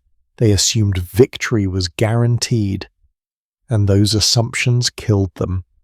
Overconfidence is such a common failure mode. How many businesses have collapsed because they assumed their dominance would last forever? How many athletes have lost because they underestimated their opponents? How many relationships have ended because someone assumed their partner would always be there? Hardrada had every reason to be confident. He had won 1,000 battles. He had defeated the Northern Earls 5 days earlier. But he forgot that war is uncertain, that nothing is guaranteed, that the moment you stop preparing for disaster is the moment disaster strikes. And that lesson applies to everything: your career, your finances, your health, your relationships. The moment you assume everything is fine and stop being vigilant is the moment things fall apart. And speaking of things falling apart, let us talk about resilience. Because Harold's men, after marching 190 miles in 4 days, still fought and won at Stamford Bridge. They were exhausted, blistered, hungry, and they still formed shield walls and held the line and defeated legendary Viking warriors. That is resilience. That is refusing to quit when every rational part of your brain is screaming at you to stop. And while I am not suggesting we should all push ourselves to the point of collapse, there is something powerful about discovering you are stronger than you thought, that you can endure more than you believed possible. Harold's men learn that, and it is a lesson worth remembering when we face our own impossible challenges. But resilience has limits, and that is the final crucial lesson. Harold's men were resilient enough to win at Stamford Bridge, but they were not resilient enough to also win at Hastings. They had been pushed too far, asked to do too much, and their resilience broke. Because resilience is not infinite, it is a resource, and like any resource, it can be depleted. Modern culture often treats resilience as if it is unlimited, as if we can just keep bouncing back forever, keep enduring, keep grinding. But that is not how human beings work. Everyone has a breaking point.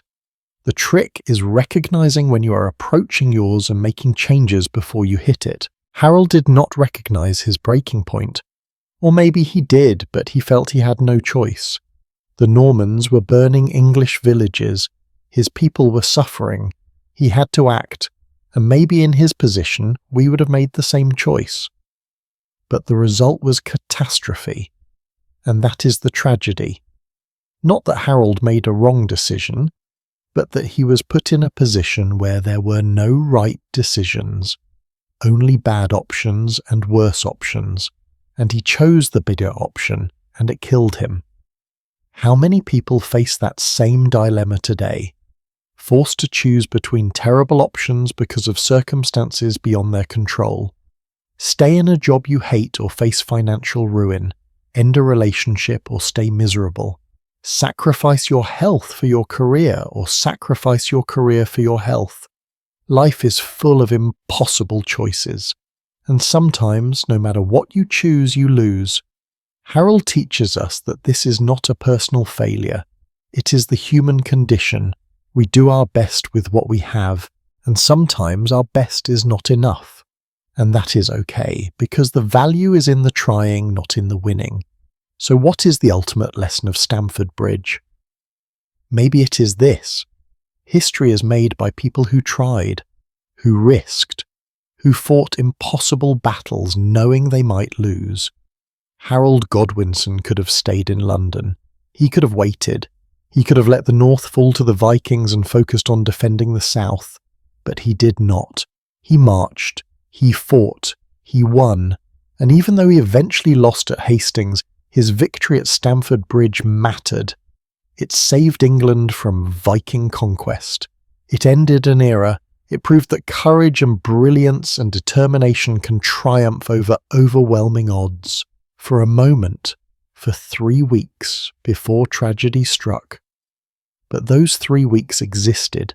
That victory was real, and the men who marched those impossible miles, who fought on that bridge, who defeated the last great Viking invasion, they deserve to be remembered, not as footnotes to Hastings, but as heroes in their own right, as examples of what human beings can accomplish when they refuse to give up, when they push beyond their limits, when they choose courage over comfort.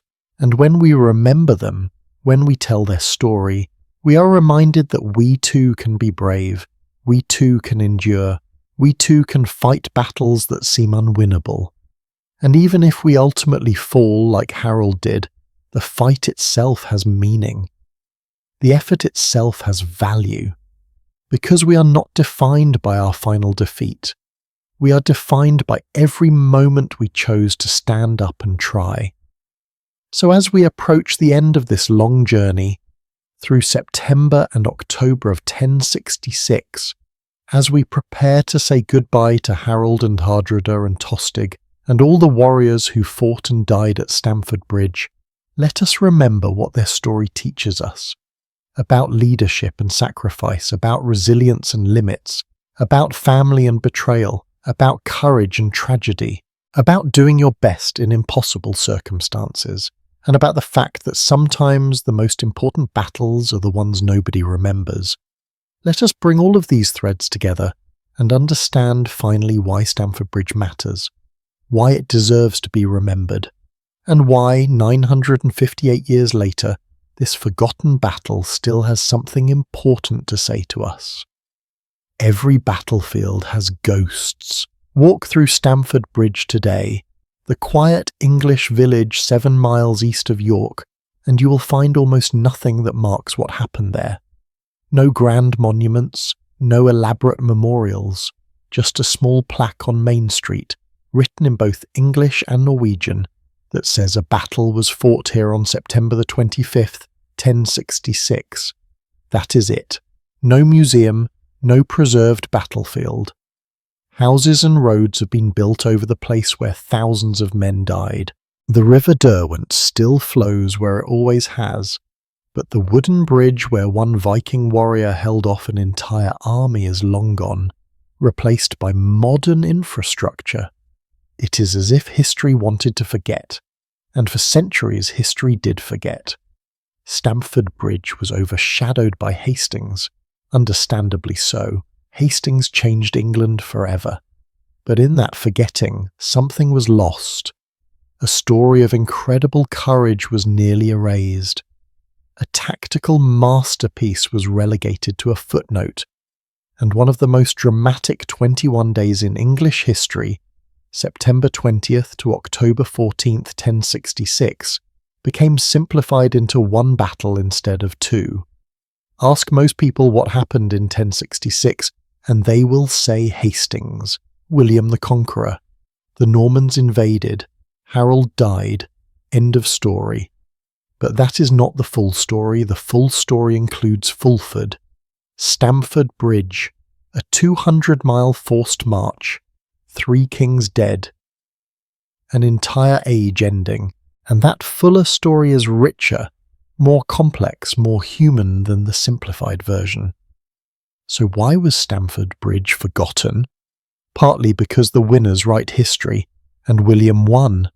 Norman chroniclers had no interest in celebrating Harold's victory over the Vikings because it made Harold look competent, even brilliant. Better to portray him as a usurper who got what he deserved at Hastings, partly because England itself wanted to move forward. After the Norman conquest, the Anglo-Saxon past became uncomfortable, embarrassing even, a reminder of defeat. So the battles that came before Hastings faded from popular memory, kept alive only in chronicles and academic histories. But there is another reason Stamford Bridge was forgotten, and it is more poignant. Nobody survived to properly commemorate it. Think about it. The Vikings who fought there, 90% of them died. The survivors sailed home to Norway and never came back. They had no reason to celebrate a catastrophic defeat. The English who fought there marched south immediately, and most of them died at Hastings 3 weeks later. Harold himself, who should have been celebrated as the hero of Stamford Bridge, died at Hastings and was buried in an unmarked grave, or possibly not buried at all, depending on which source you believe. The Northern Earls, Edwin and Morcar, who might have commemorated the battle, were too busy dealing with the Norman conquest to build monuments to a fight they did not even participate in. So Stamford Bridge had no champions, no one to write songs about it, no one to build cathedrals in its honour. It just faded. And that is the ultimate tragedy.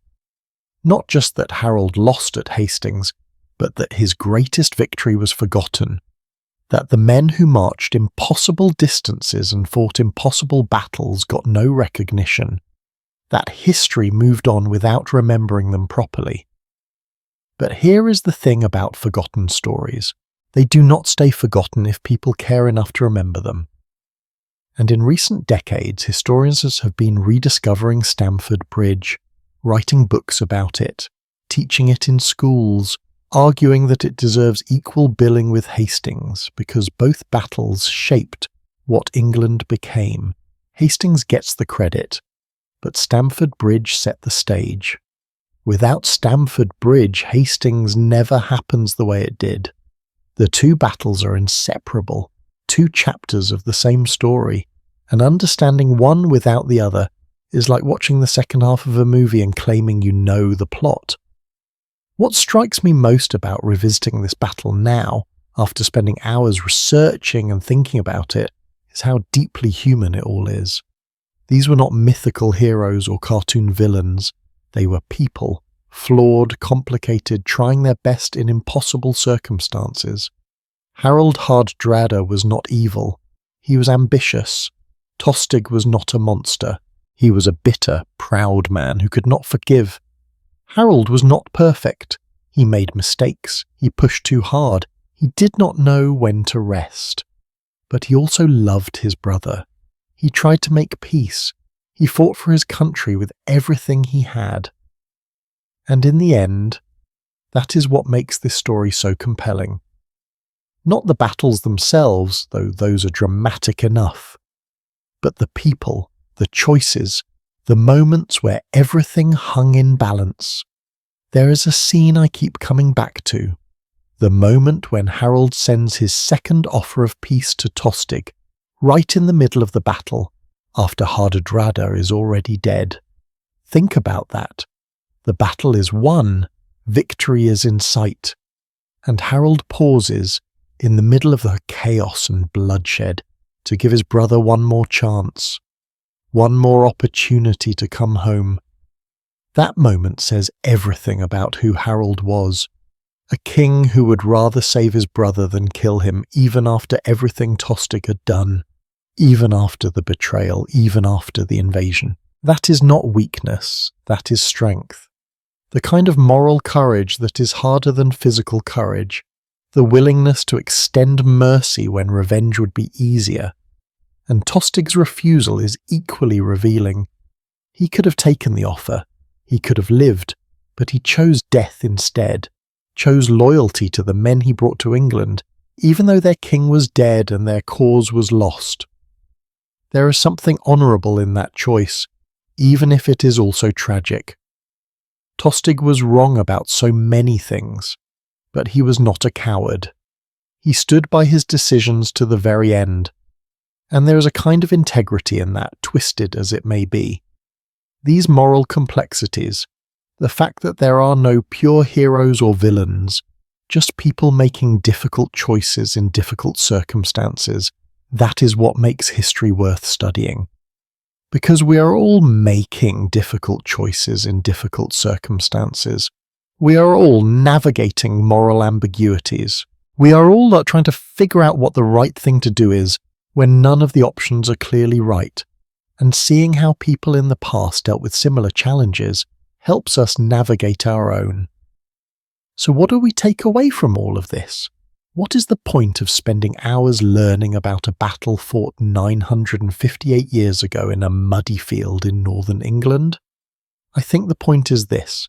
Stamford Bridge reminds us that history is not inevitable, that outcomes are not predetermined, that small decisions made by individual people in moments of crisis can change the trajectory of civilizations.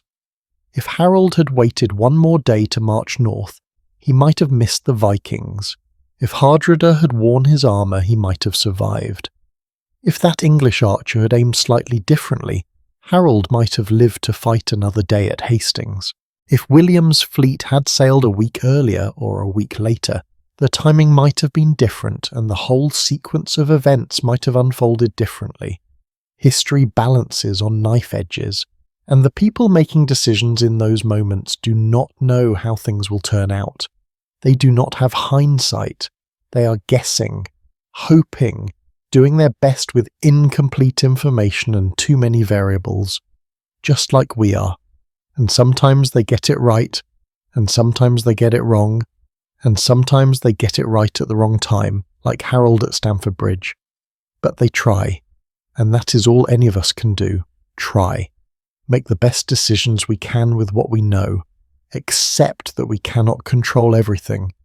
Hope that our efforts matter. And live with the results, whatever they may be.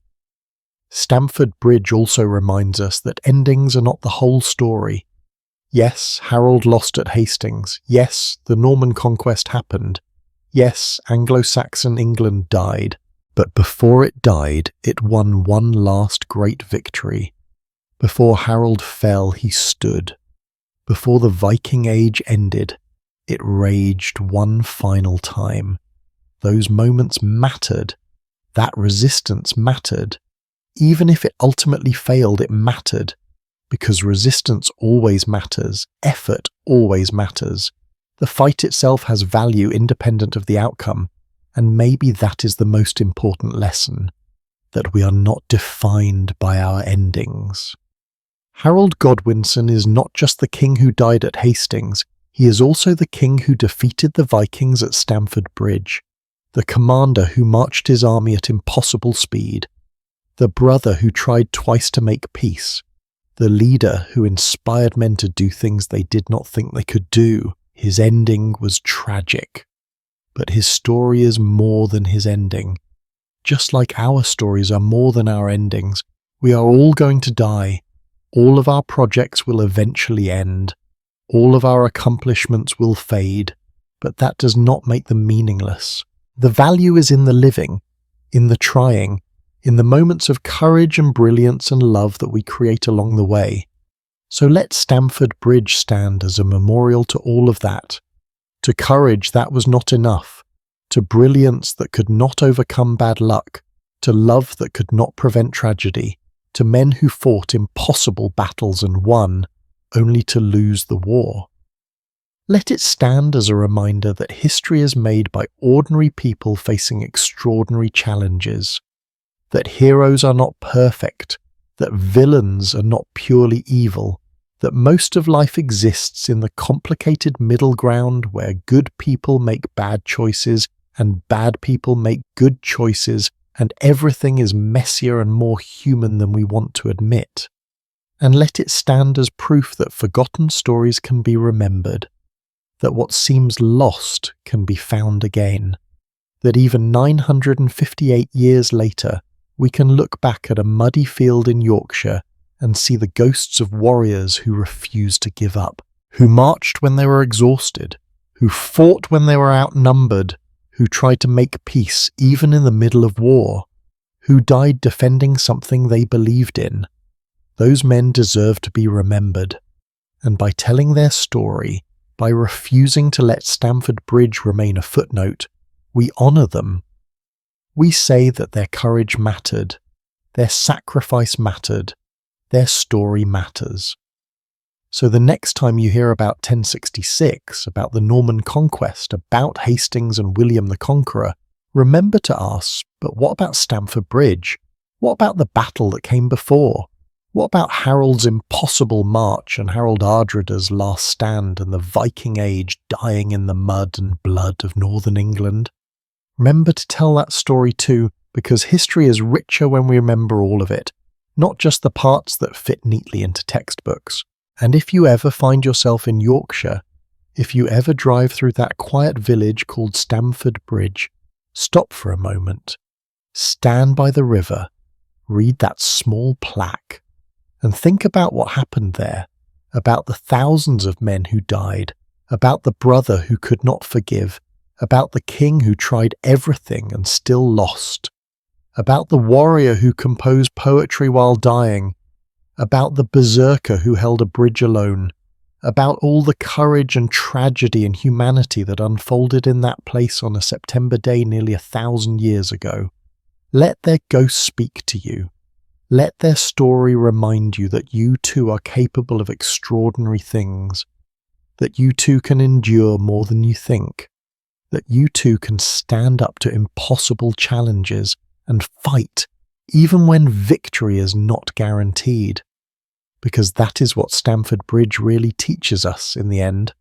Not tactics or strategy or historical facts, though those are fascinating, but something deeper. Something more personal, the knowledge that we are all Harold Godwinson marching toward battles we might not win, making decisions with imperfect information, trying to do right by the people we love, hoping that our efforts matter even when the odds are against us.